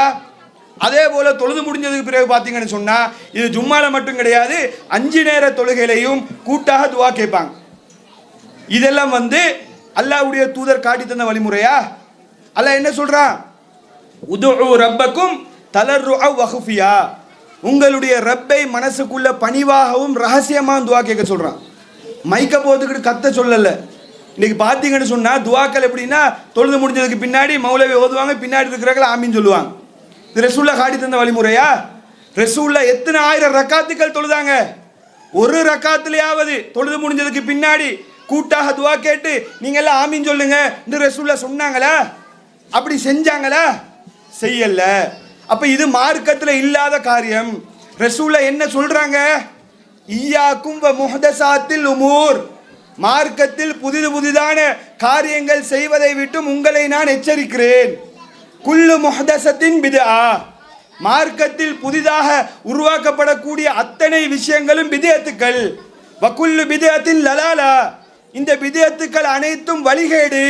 வக்குல்லு லலாலத்தின் ஃபின்னார், இந்த வழிகேடுகள் எல்லாம் உங்களை நரகத்தில் கொண்டு போய் சேர்க்கும் என்று சொல்லி ரசூலுல்லாஹ் எச்சரிக்கிறாங்க. அப்ப பித்அத்தான நரகத்துக்கு போகக்கூடிய காரியத்தை செய்யும் போது நாமும் அந்த இடத்துல போய் இருக்கலாமா? ரசூலுல்லாஹ் எங்களுக்கு என்ன ஆர்டர் போடுறாங்க? மன் ரஆ மின்கும் முன்கரன் ஃபல் யுகையிர் பியதி, ஒருத்தர் ஒரு பாவத்தை கண்டா கையால தடுங்க, அப்படி இல்லையா வாயால தடுங்க, அப்படியும் இல்லையா ஃபபி கல்பி, மனசால வெறுத்து ஒதுங்குங்க. ஸாலிக அல்அஃபுல் ஈமான், அதுதான் ஈமான்லயே ரொம்ப குறைந்த படித்தரம்ன்றாங்க. பலகீனமான நிலை என்ன? தவறுகளை கையால தடுக்கலாம, வாயால தடுக்கலாம ஒதுங்கி இருக்கிறோமே, இது ஈமானுடைய கடைசி படித்தரம். அப்ப அதையும் ஒதுங்காம எதிர்க்காம புறக்கணிக்காம அந்த சபையில நாங்க இருந்தேன்னு சொன்னா ஈமானே இல்லைன்னு சொல்லி அர்த்தம். அல்லாஹ் 4வது அத்தியாயம் 140வது வசனத்துல சொல்லி காட்டுறான், அல்லாஹ்வுடைய வசனங்கள் புறக்கணிக்கப்படக்கூடிய சபையில நீங்க இருந்தேன்னு சொன்னா இதன் மிசில நீங்களும் அவங்கள போலதான். நம்ம உடன்பாடு இல்லாட்டியும் அந்த சபையில இருந்தா ரெண்டும் ஒண்ணுதான். எனக்கு உடன்பாடு இல்லை, நான் சும்மா தான் இருக்கிறேன் அதெல்லாம் சொல்ல முடியாது. மார்க்கத்தில் ஒன்று கூடாதா, ஒன்று எதிர்க்கணும், வாய்ப்பு இல்லையா சக்தி இல்லையா ஒதுங்கி போக வேண்டியதான். அப்போ அதில் கடைசி படுத்துறதை நம்ம செஞ்சுக்கிட்டு இருக்கோம். என்ன கையால் தடுக்க வேண்டிய அவசியம் கிடையாது என்று கேட்டால் ஒரு மார்க்கத்தை கடைபிடிக்கும் போது நாட்டு சட்டத்துக்கு உட்பட்டு தான் என்ன செய்யணும். ஒருத்தர் ஒரு வேலையை செய்யும் போது நம்ம பைபோஸாக போய் ஒருத்தரை ஃபோர்ஸ் பண்ண இயலாது. மார்க் அடிப்படையில் என்ன அப்படி யாருக்கும் என்ன செய்ய முடியாது. வாயால் இன்றைக்கி நாங்கள் தடுத்துக்கிட்டு இருக்கிறோம். அந்த சபையில் இருக்காம வெறுத்து ஒதுங்கி எங்களுடைய இபாதத்துகளை நபி வழி அடிப்படையில் செஞ்சு கொண்டு இருக்கிறோம். இது உதாரணத்துக்கு சொல்லப்பட்ட ஒரு விஷயம். இப்படி எதை எடுத்துக்கிட்டாலும் தொழுகையில தக்பீர் கட்டுறதுல இருந்து சலாம் கொடுக்கிற வரைக்கும் எடுத்து பார்த்தீங்கன்னு சொன்னா எக்கச்சக்கமான பித்அத்துக்கள். யாரா சொன்னதுன்னு கேட்டா அது எங்களுக்கு அப்படிதான் சொல்லியிருக்கிறாங்க. ரசூலுல்லாஹ் சொன்னாங்களா? தக்பீர் கட்டுறோமே அல்லாஹ் எப்படி சொல்லியிருக்கிறான், அல்லாஹ்வுடைய எப்படி இப்படிதான் சொல்லி தந்தாங்களா? யோசிக்கிறோமா? உலக விஷயத்துக்கு காட்டக்கூடிய அக்கறையை எங்களுடைய இபாதத் விஷயத்துல காட்டுறோமா? ஒரு நாள் சரி கேட்கிறோமா? ஹஜ்ரத்திட்ட மௌலவி இப்படி சொல்றீங்களே, குர்ஆன்ல எங்க இருக்குது, ஹதீஸ்ல எங்க இருக்குது கேட்கிறோமா? இல்ல. சொன்னா அதுக்காக நம்ம பேசுறோம் இல்ல. உலக விஷயம் வரும்போது பேசுறோம், மறுமை விஷயம் வரும்போது எங்க வேலையை பார்த்துக்கிட்டு போய்கிட்டு இருக்கிறோம். அப்படி நம்மால இருக்க முடியாது என்பதனால்தான் நாங்க என்ன செய்யறோம்னு கேட்டா, நீங்க செய்யறதை செஞ்சுட்டு போங்க, எங்களுக்கு எது மார்க்கமாக குர்ஆன் சுன்னா அடிப்படையில் தெளிவாக எங்களுக்கு விளங்குதோ அதை நாங்க கடைபிடிக்கிறோம். அதை எங்க அளவில் நாங்க பின்பற்றிட்டு போறோம். அடுத்தாக்கல டிஸ்டர்ப் பண்றோமா? கூப்பிட்டு கொண்டு ஒவ்வொருத்தரா இழுத்து வந்து எங்க பள்ளியில தான் நீங்க வந்து தொழணும், நாங்க சொல்ற மாதிரி தான் தொழணும், எல்லாத்தையும் இழுத்துக்கிட்டு வந்து இங்க போட்டுக்கிட்டு இருக்கிறோம். விருப்பம்ண்டா வரலாம், விருப்பம் இல்லாட்டி ஒதுங்கி போகலாம். சொல்றதுதான் எங்களுடைய கடமை, ஏற்று நடக்கிறது அது உங்களை பொறுத்து. அப்ப சொல்லக்கூடிய வேலைய, சொல்லக்கூடிய டியூட்டிய நம்ம தெளிவாக எடுத்து சொல்லி கொண்டிருக்கிறோம். இதை சொல்லும் போது என்ன நடக்குதுன்னு கேட்டா, இதை கருத்தால எதிர்கொள்ள முடியாம இதை சொல்றோமே, குர்ஆன் வசனத்தை சொல்லி ஹதீஸை சொல்லி இப்படி புகாரில இருக்குது, முஸ்லீம்ல இருக்குது, குர்ஆன்ல இத்தனை வசனத்துல இருக்குது என்று சொல்லும் போது இதுக்கு பதில் சொல்லலாமா? பதில் சொல்ல முடியுமா? யோசிச்சு பாருங்க. பதில் இருக்கும்னு நினைக்கிறீங்களா? இல்ல. அப்ப என்ன செய்யறது? இத மக்கள் கேட்கும் போது, இந்த பிரச்சாரத்தை மக்களுக்கு எடுத்து சொல்லும் போது யாரெல்லாம் கேட்கிறாங்களோ அதுல அதிகமான மக்கள் இந்த கொள்கையை ஏற்றுக்கொள்ள ஆரம்பிக்கிறாங்க. அட சரிதானே, இவங்க சொல்றது கரெக்ட் தானே, அட இவங்க சொன்னாலும் கண்மூடித்தனமா பின்பற்றாதீங்கன்னு சொல்லக்கூடிய ஜமாத்தா இருக்கிறாங்க. தௌஹீதுக்காரன் சொன்னாலும் கண்மூடித்தனமா நம்பாதீங்க என்று சொல்றது சரியாக இருக்குமா? நாங்க சொல்றதுதான் சரி, எங்கள்கிட்ட கேள்வி கேட்காதீங்க என்று சொல்றது சரியா இருக்குமான்னு யோசிச்சு மக்கள் என்ன பண்றாங்கன்னு சொன்னா சத்தியத்தின் பக்கம் இன்னைக்கு வர ஆரம்பிக்கிறாங்க. அப்ப அதை எப்படி தடுக்கிறது? இப்ப நம்ம ஒரு மீட்டிங் போட்டோன்னே இதுக்கு மறுப்பு பேச இயலாது. இப்படி இந்த வசனத்துல சொன்னாங்க, அது பொய், குர்ஆன்ல இல்ல, ஹதீஸ்ல இல்ல, இந்த மறுப்பு பேசலாம்னு நினைக்கிறீங்களா? அது வாய்ப்பு இல்லை. அப்ப என்ன செய்யறது? இவனை பேச விடாம தடுக்கணும். பேசினு சொன்னா நம்ம கூடாரம் காலியாகும். இவங்க சொல்றத மக்கள் கேட்க ஆரம்பிச்சான்னு சொன்னா நம்மள்ட்ட கேள்வி கேட்டு வருவாங்க. அப்ப நம்ம மாட்டிக்க வேண்டி வரும். அப்ப என்ன செய்யறது? இவன் நிகழ்ச்சிகளை நடத்த விடாம தடு, இவன் மீட்டிங்களை பேச விடாம தடு. அதுக்கு என்ன வழின்னு சொல்லி பார்த்து எப்படி ரசூலுல்லாஹ் காலத்துல யூத கிறிஸ்தவர்கள் வேலை பார்த்தாங்களோ அதே வேலையை பார்க்கக்கூடிய நிலைய பல ஊர்கள் என்ன செய்யறாங்க, செஞ்சு கொண்டு இருக்கிறாங்க. தௌஹீத் பிரச்சாரத்தை தடுக்கிறதுக்கு இதுதான் முடிவுன்னு நினைக்கிறாங்க. காஃபிர் அப்படித்தான். ரசூலுல்லாஹ் காலத்துல காஃபிர்கள் என்ன பண்ணுவாங்கன்னு கேட்டா, சத்தியத்தை சொல்றதுக்கு கூப்பிட்டேன்னு சொன்னா காதை பொத்திக்கிட்டு ஓடுவானுலாம். காதுகளில் விரலை வச்சு காதை அடைச்சிட்டு போவாங்க. ஏன்? ரசூலை சொல்றதை கேட்டா நம்ம திருந்திடுவோம், சொல்றதை கேட்டா நம்ம தௌஹீத் ஆயிடுவோம், இஸ்லாத்துக்கு போயிடுவோம். அதனால காதை மூடுறான்னு சொல்லி காதை பொத்திக்கிட்டு ஓடுவாங்களாம். அல்ல குர்ஆன்ல சொல்லக்கூடிய செய்தி. அந்த மாதிரி இந்த காதை பொத்துறதை விட்டுட்டு பேசுறதை தடுத்தா கேட்க வேண்டி வராது தானே. அப்ப என்ன செய்யறது? நிகழ்ச்சிகளை தடுக்கிறது. எங்க நிகழ்ச்சி ஆர்கனைஸ் பண்ண போனாலும் ஆரம்ப காலங்களில் இருந்த நிலை இன்னைக்கு பல ஊர்கள் இல்லாம ஆயிருச்சு. சில ஊர்களில் மொண்டசூரி லெவலில் உட்காந்துக்கிட்டு என்ன செய்யறாங்க, இந்த மாதிரி தடுத்தா இவங்க பேச மாட்டாங்க, நம்ம இப்போ என்ன இவங்களால நமக்கு டிஸ்டர்பு என்று சொன்னா இவங்க பேச மாட்டாங்க என்று நினைத்து கொண்டு என்ன பண்றாங்கன்னு சொன்னா தடுக்கக்கூடிய வேலையை பார்த்து கொண்டு இருக்கிறாங்க, தடுக்கக்கூடிய செயலை செஞ்சு கொண்டு இருக்கிறாங்க. ஃபர்ஸ்ட் நம்ம என்ன சொல்றோம், இப்படி சில சில கஷ்டங்களை தந்து சில பிரச்சனைகளை தந்து தௌஹீதை விட்டு ஓடி விடலாம், இவங்களை விரட்டலாம்னு சொல்லி நினைக்கிறாங்க. கடைசியா எடுக்கிற ஆயுதம் என்னன்னு கேட்டா, மௌத்தா போனா அடக்கூட மாட்டோம், மௌத்தா போனா எங்க கபருக்கு தானே வரணும், அப்ப நாங்க அடக்கூட மாட்டோம். என்ன செய்வோம்? நாங்க சொல்ற மாதிரி எங்களோட தொழுகையெல்லாம் விதத்தெல்லாம் செஞ்சுட்டு தான் என்ன செய்வோம், நாங்க அடக்கம் பண்ணுவோம். பார்த்துக்கிட்டே இருக்கிறாங்க. இப்ப செத்து போக மாட்டானா, இப்ப மண்டையை போட மாட்டானா, மண்டையை போட்டா புணத்தை வச்சுக்கிட்டாச்சு நாங்க ஓதுறதெல்லாம் ஓதி அனுப்புவோம்னு சொல்லி இப்படி எதிர்பார்த்துக்கிட்டு இருக்கிறாங்க. அப்ப என்ன புரியணும்னு கேட்டா, என்ன விஷயம்னு கேட்டா, ஃபர்ஸ்ட் இந்த மௌத்தா ஜனாசா வச்சுக்கொண்டு இன்னைக்கு நிறைய ஊர்கள் நடக்கிறாங்களா இல்லையா? மௌத்தா போனா நாங்க அடக்கூடாம தடுக்கலாம், அடக்கூடாம இவங்களை வச்சுக்கிட்டு என்ன செய்யலாம், பயம் காட்டலாம் நினைச்சு கொண்டு இருக்கிறாங்க. ஃபர்ஸ்ட் என்ன புரியணும்னு கேட்டா, இந்த கொள்கைக்குள்ள நம்ம இருக்கிறோம்னு கேட்டா, இந்த கொள்கையை ஏற்றுக்கொண்டு இருக்கிறோம் என்று சொன்னால் இந்த பயத்துக்கு, இந்த பூச்சாண்டி விளையாட்டுக்கெல்லாம் பயந்துக்கிட்டே யாரும் இந்த கொள்கையெல்லாம் கிடையாது. இந்த மாதிரி தடுத்தா, இந்த மாதிரி விமர்சனங்கள் வந்தா மையத்தை அடக்கூட மாட்டோம்னு சொன்னா, அப்படியா அடக்கூட மாட்டீங்களா, நாங்கள் எல்லாம் அப்படியே கொள்கை மாறிடுறோம் என்ற நிலைப்பாட்டில் யாரும் இந்த கொள்கையில கிடையாது. இந்த கொள்கையை விளங்கி எது சரி எது பிழைன்றத உணர்ந்து இந்த கொள்கைக்குள்ள இருக்கிறோம். நம்மால முடிந்த அளவுக்கு என்ன செய்வோம், இந்த கொள்கையை பிரச்சாரம் பண்ணுவோம், நம்மால முடிந்த அளவுக்கு நாங்கள் இதை கடைபிடிப்போம். அல்லாஹ் எங்களுக்கு ஒரு விதியை சொல்லியிருக்கிறான். என்ன விதி தெரியுமா? லா யுகல்லிஃபுல்லாஹு நஃப்ஸன் இல்லா உஸ்அஹா. எந்த ஒரு ஆத்மாவையும் அவனுடைய சக்திக்கு உட்பட்டளவே தவிர அல்லாஹ் சிரமப்படுத்த மாட்டான். நாங்கள் ட்ரை பண்ணுவோம், போராடுவோம், எப்படியெல்லாம் போராடுவோம் நான் சொல்றேன். நாங்கள் ட்ரை பண்ணுவோம், முயற்சி செய்வோம். சரி ஏழாம தான் போச்சுன்னு வைங்களே, அட மையத்தை வச்சுக்கிட்டு நீ என்ன பண்ணாலும் எங்களுக்கு பாவம் வருமா? நானே மௌத்தா போயிட்டேன்னு வைங்களே, எந்த கொள்கை பிதஅத் செய்யக்கூடாது, ஷிர்க் செய்யக்கூடாது, ஷிர்கான பள்ளிவாசலுக்கு நான் வரமாட்டேன் என்று கொள்கையில் இருக்கக்கூடிய என்ன மௌத்தா போனா அதை வச்சுக்கிட்டு நீ ஷிர்க் பள்ளிவாசலை வச்சுக்கிட்டு என்ன பண்ணாலும் எனக்கு பாவம் வருமா? நான் தானே மௌத்தா போயிட்டேன். அல்லாஹ் உசுரோடு இருக்கும் வரைக்கும் தான் எனக்கு கேள்வி கேட்பானே தவிர மௌத்தா போனதுக்கு பின்னாடி உண்ட ஊர் மக்கள் உன்னை வச்சுக்கிட்டு என்ன பண்ணாங்கன்னு என்கிட்ட கேள்வி வராது, பண்ணவனுக்கு தான் கேள்வி போகும். அப்ப என்ன புரிந்து கொள்ளணும்னு கேட்டா, இந்த மாதிரி இந்த விமர்சனங்களுக்கு, இந்த மாதிரி பிரச்சனைகளுக்கு பயந்து இந்த தௌஹீதை சொல்லாம நாங்க எல்லாம் ஒதுங்கிடுவோம்னு சொல்லி என்ன செய்யக்கூடாது, நினைக்க கூடாது. அடுத்து என்ன புரிஞ்சு கொள்ளணும்னு கேட்டா, நம்மை பொறுத்த மாத்திரத்துல இந்த மார்க்கத்தை சும்மா போற போக்குல எல்லாம் கடைபிடிக்கிறார்கள் கிடையாது. நீங்க என்ன நினைச்சுக்கிட்டு இருக்கிறாங்கன்னு சொன்னா, வீட்டுல சேட்டை பண்றதுக்காக நீ மதரசால விட்டு படிச்சுட்டு இந்த மார்க்கத்தை சொல்லிக்கிட்டு இருக்கிறான்னு நினைச்சிட்டு இருக்கிறாங்க போல. இந்த மார்க்கத்தை வீட்டுல புள்ள வளர்க்கலாம மதரசால கொண்டு போய் சேர்ப்பாங்க இல்லையா, அந்த மாதிரி தான் இந்த தௌஹீத்காரங்களே இந்த மார்க்கத்தை சொல்லிட்டு இருக்கிறாங்க போல, மார்க்கத்தை படிச்சுட்டு இருக்கிறாங்க போல என்று நினைத்து கொண்டிருக்கிறார்கள். அப்படியெல்லாம் நாங்கள் மார்க்கம் படித்தே கிடையாது. இந்த மார்க்கத்தை படிக்கணும், இந்த மார்க்கத்தை சொல்லணும்ன்றதுக்காக வேண்டிய படிச்சுட்டு இந்த பிரச்சாரம் பண்ணி கொண்டிருக்கிறோம்.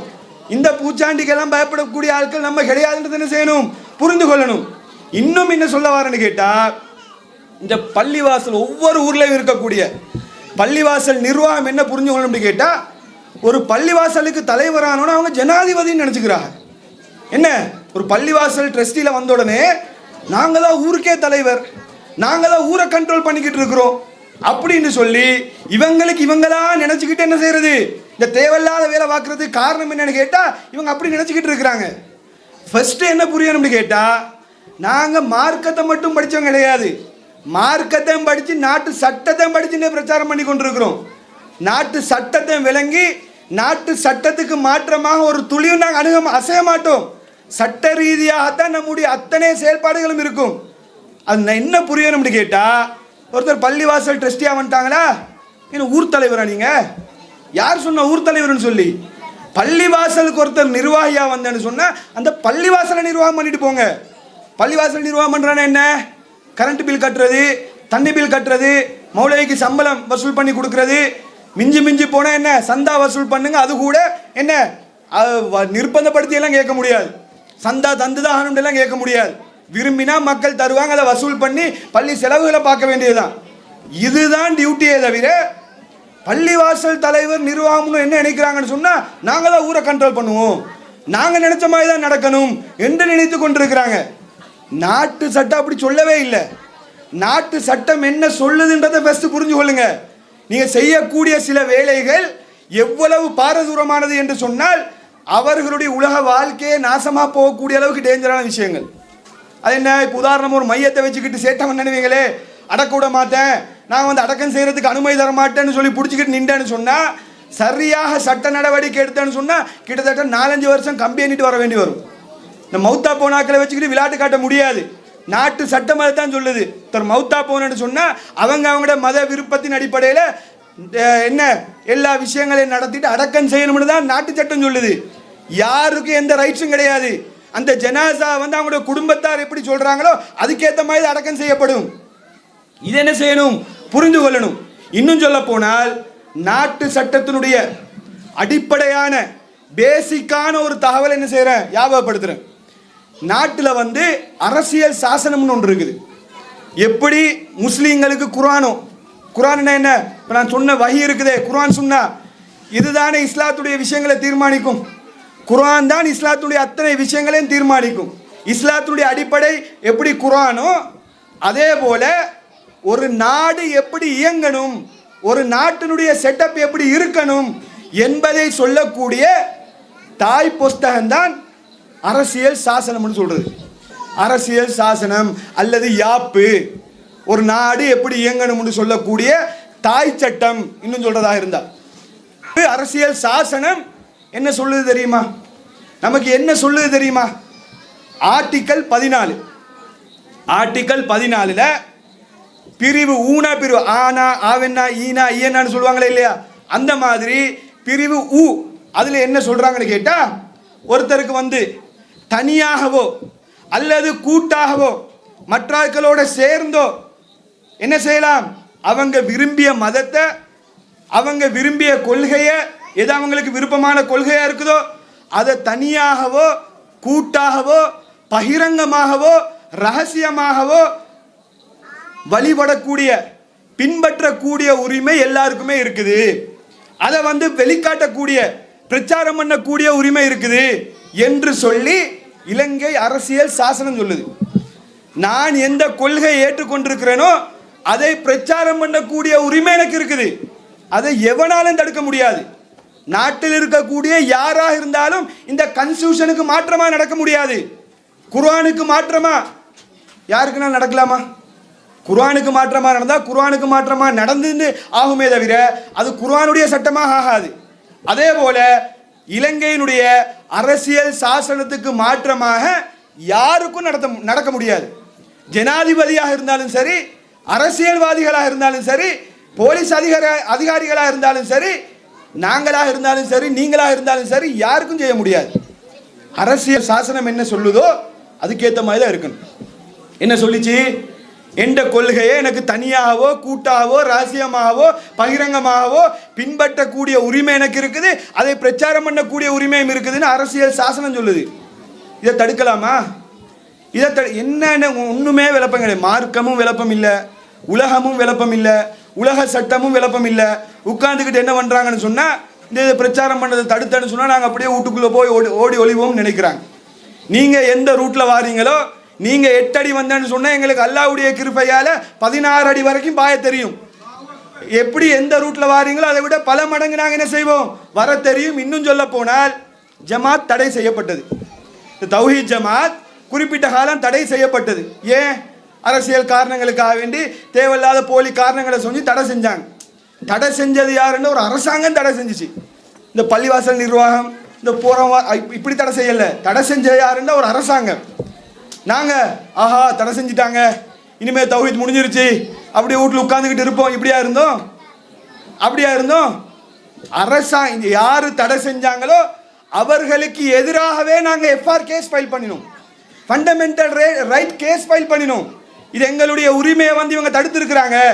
நாங்கள் தவறு செய்யக்கூடிய ஆட்கள் இல்லை, நாட்டு சட்டத்துக்கு கட்டுப்பட்டு நடக்கக்கூடிய ஆட்கள்னு சொல்லி தடை செஞ்ச அந்த பெரிய உச்சகட்ட அதிகாரத்துக்கு எதிராகவே நாங்கள் கேஸ் ஃபைல் பண்ணோமா இல்லையா? பயந்து ஓடினோமா? இப்போ எவ்வளோ பெரிய பிரச்சனைகள் வந்தாலும், எவ்வளோ பெரிய இன்னல்கள் வந்தாலும் சட்ட ரீதியாக ஃபேஸ் பண்ண நாங்கள் தயார். நாங்கள் எமோஷனாக செயல்பட மாட்டோம். ஒரு நாளும் நீங்கள் இப்படி பண்ணால் அப்படியா வாங்க அடிச்சுக்குவோம் சண்டை, ஒரு நாள் நாங்கள் அப்படி செய்யவே மாட்டோம். அது எங்களுக்கு தேவையும் கிடையாது. நீங்கள் எப்படி வாரீங்களோ நாங்கள் தலையால் தான் அடிப்போம். நாங்கள் அறிவுபூர்வமாக மார்க்கம் எப்படி சொல்லுதோ அந்த ஆங்கிளில் மார்க்கத்தையும், நாட்டு சட்டம் என்ன சொல்லுதோ அந்த சட்ட ரீதியாக என்ன செய்வோம், எல்லாத்தையும் அணுகுவோம். அதனால் இந்த மாதிரி ஒரு தடை செஞ்சுட்டாங்கண்டா, சவுண்ட் பெர்மிஷன் இல்லாமல் ஆக்கிட்டாங்கன்னா நாங்கள் அப்படியே ஓடி ஒளிவோன்னு மட்டும் என்ன செஞ்சிடாதீங்க, நினச்சிடாதீங்க. அப்படித்தான் நினச்சி செஞ்சாங்க, விட்டுட்டோமா? கடைசி டைமில் இல்லை அவங்களுக்கு நடத்த முடியாது, இவ்வளோ பெரிய கூட்டத்துக்கு மைக் இல்லாமல் பேசட்டுமா? இவ்வளோ பெரிய கூட்டத்தில் ஒன்றுமே இல்லாமல் இதை மைக் இல்லாமல் பேசினா எப்படி இருக்கும்? ஏன் கேட்டுட்டா தௌஹீத் விளங்கிட்டேன்னு சொன்னா, அப்போ இதுக்கு என்னன்னு சொன்னால் பேக்கப் பண்ணுறது கொடுத்துடாதீங்க. பிரச்சனை என்ன பிரச்சனை வந்துச்சு? இதெல்லாம் பேசுறதுக்கு நாங்கள் ஐடியாவே இருக்கல்ல. நம்ம தேவையில்லாமல் சுரண்டி விட்டு தேவைக்கு இல்லாமல் என்ன ரோட்டில் போகிற வம்பை இழுத்து போட்டுக்கொண்ட மாதிரி கதை தான். நம்ம டாப்பிக்கில் வேற என்னவோ பேசிட்டு எங்களை வேலையை பார்த்துட்டு போகும்ன்ற மாதிரி கோணத்தில் இருந்தால், சும்மா இருக்கிற சங்க ஊதி கெடுத்த மாதிரி தடுத்துருங்க. பிரச்சனை வரும். என்ன பிரச்சனை வரும்? அட சாராயத்துக்கு எதிராக பேசினா உனக்கு என்னடா பிரச்சனை? மதுபானத்துக்கு எதிராக பேசினா, போதைப் பொருளுக்கு எதிராக பேசினா உங்களுக்கு என்ன பிரச்சனை இருக்குது? என்ன மதுபான பிஸ்னஸ் பண்ணுறீங்களா? நீங்கள் அதுக்கு சப்போர்ட்டாக இருக்கிறீங்களா? எல்லாரும் சேர்ந்து செய்ய வேண்டிய பிரச்சாரத்தை இன்றைக்கு நாங்கள் எங்கள் சொந்த காசை போட்டு செஞ்சு கொண்டு இருக்கிறோம். இதுக்கு சப்போர்ட் பண்ணுறதை விட்டுட்டு பிரச்சனை வரும். பிரச்சனை வந்தால் அதை பாதுகாக்கிறதுக்கு தான் பாதுகாப்புத்துறை இருக்குது. அவங்க பாதுகாப்பாங்க, அது அவங்களுடைய டியூட்டி. நல்லது செய்யும் போது ஒருத்தன் தடுக்க வந்தால் அதை பாதுகாக்கிறது அவங்களோட வேலையை தவிர எங்களை தடுக்கிறது இல்லை. அப்போ எங்களுக்கு சட்ட ரீதியாக அணுக தெரியும். சட்ட ரீதியாக அணுகி அந்த உரிமையை வென்றெடுத்து இன்றைக்கு அல்லாஹ்வுடைய இதெல்லாம் எங்கள் திறமை இல்லை, சத்தியத்தில் இருக்கிறதுனால அல்லாஹ் கொடுக்கக்கூடிய உதவி, அல்லாஹ் கொடுக்கக்கூடிய வெற்றி. இதே நாங்கள் நாளைக்கு வழிகேட்டுக்கு போனோன்னு சொன்னால் நாங்களும் பெப்பர் பேண்ட் இருக்க வேண்டிய நிலைமை தான் வரும். சத்தியத்தில் இருக்கிறதுனால அல்லாஹ் நமக்கு உதவி செய்கிறான். அல்லாஹ் சொல்கிறானா இல்லையா? அல்லாஹ் என்ன சொல்கிறான்? காஃபிர்கள் சூழ்ச்சி செய்கிறாங்க, அல்லாஹ்வும் சூழ்ச்சி செய்கிறான். வல்லாஹு கைருல் மாக்கிர், அல்லாஹ் சூழ்ச்சியை முறையடிக்கக்கூடியவன். இங்கே என்னத்தை சூழ்ச்சி செஞ்சாலும் அல்லாஹ்க்கு தெரியும் அதை எப்படி முறையடிக்கணும்னு சொல்லி. அப்போ அதே மாதிரி சத்தியத்தை சொல்லும்போது எவ்வளோ பிரச்சனை, எவ்வளோ சிக்கல், எவ்வளோ இன்னல்கள் வந்தாலும் அதுக்கு பயந்தோடுறவங்களா இருந்து இந்த கொள்கைக்கு நாங்கள் வரல. அது பயப்படுறதா இருந்து நாங்கள் இந்த பிரச்சாரத்துக்கே வந்திருக்க மாட்டோமே, இதை நாங்கள் இன்றைக்கி பண்ணியிருக்கவே மாட்டோமே. நாங்கள் ஒன்று எங்கள் வேலை ஒன்று பிஸ்னஸ் ஒன்று போயிட்டே இருப்போம். அப்போ இன்றைக்கு இலங்கை பூராகவும் கிளைகளை அமைத்து கொண்டு ஏகத்துவத்தை எடுத்து சொல்கிறோம்னு கேட்டால் இதில் எந்த சுயலாபமும் கிடையாது, மறுமைக்காக சொல்லி கொண்டிருக்கிறோம். அல்லாஹ்வுடைய தூதர் சொன்ன கொள்கையை சொல்லி கொண்டிருக்கிறோம். எத்தனை பேர் தடுத்தாலும், ஒட்டுமொத்த ஊரே தடுத்தாலும் அல்லாஹ்வுடைய தூதர் என்ன சொன்னாங்க? இன்னன்னாஸ கத் ஜமஉ லகும் ஃபக்ஷஹும், ஒட்டுமொத்த சமுதாயமும் உங்களுக்கு எதிராக திரண்டு விட்டார்கள், பயந்து கொள்ளுங்க. என்ன நடந்துச்சு? அல்லாஹ் என்ன சொல்றான்? ஹஸ்புனல்லாஹு வ நிஅமல் வக்கீல். அல்லாஹ்வுடைய தூதர் சொன்னாங்க, அல்லாஹ் சொல்கிறான் ஃபஸாதஹும் ஈமானா, அவர்களுக்கு ஈமான் அதிகரித்தது. நாங்க இருக்கிற கொள்கை சரியா தான் இருக்கிறோம். இன்னைக்கு எல்லாருமா சேர்ந்து எதிர்க்கிறாங்கன்னு சொன்னா சத்தியத்துல இருக்க போய் தான் எதிர்க்கிறாங்க.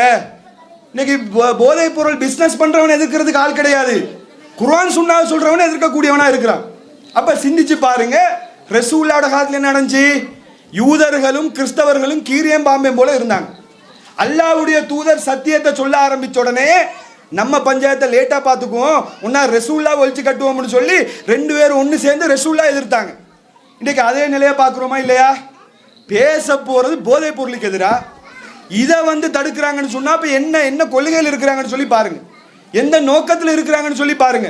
அப்ப இதை வச்சே எங்களுக்கு புரியுது இல்லையா, நம்ம சரியான கொள்கையில தான் இருக்கிறோம், நம்ம கரெக்டான ரூட்ல தான் போய் கொண்டிருக்கிறோம், இதை இன்னும் நம்ம வீரியப்படுத்தணும் என்பது எங்களுக்கு விளங்குதா இல்லையா? அப்ப இந்த அடிப்படையில இந்த ஒரு அடிப்படையை புரிஞ்சு கொள்ளணும். இந்த மாதிரி செஞ்சதுனால, சும்மா நம்மளை சுரண்டி விட்டதுனால, சும்மா இருந்த பிரச்சாரத்தை இப்ப என்ன முடிவு எடுத்திருக்குது? 3 மாத காலங்கள் இன்ஷா அல்லாஹ் தொடர்ச்சியாக பிரச்சாரம் செய்வோம்.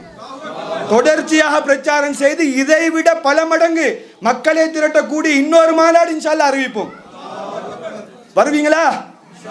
இன்ஷா அல்லாஹ் இதை விட பல மடங்கு கண்டி மாவட்டத்திலேயே இன்னொரு மாநாட்டை அறிவித்து மக்களை திரட்டி இதை விட பல மடங்கு தௌஹீதை சொல்லுவோம். நீ தடுக்க நாங்கள் சொல்லி கொண்டு தான் இருப்போம். என்ன செய்யறேன்னு சொல்லி பார்ப்போம். எல்லாத்தையும் நாட்டு சட்டத்துக்கு உட்பட்டு தான் செய்வோம். அதுதான் எங்கள்கிட்ட இருக்கிற பிளஸ். நினைச்ச மாதிரி கோப்பிட்டு பேசிட்டாங்க இப்படி பேசிட்டாங்கன்னு எமோஷன்ல எந்த முடிவும் நாங்கள் எடுக்க மாட்டோம். எமோஷன்ஸ்ல முடிவு எடுக்கக்கூடியாக்கள் நாங்கள் கிடையாது. குர்ஆன் சுன்னா மார்க்க விஷயம், நாட்டு சட்டம், சட்ட ரீதியா லீகலி என்ன செய்வோம், எல்லாத்தையும் ஹேண்டில் பண்ணக்கூடிய ஆட்கள்ன்றதை புரிஞ்சு கொள்ளணும். அப்ப தௌஹீதுக்காரங்க, தௌஹீத்வாதிகள், குறிப்பாக ஸ்ரீலங்கா தௌஹீத் ஜமாத் சொல்றது இதைத்தான்.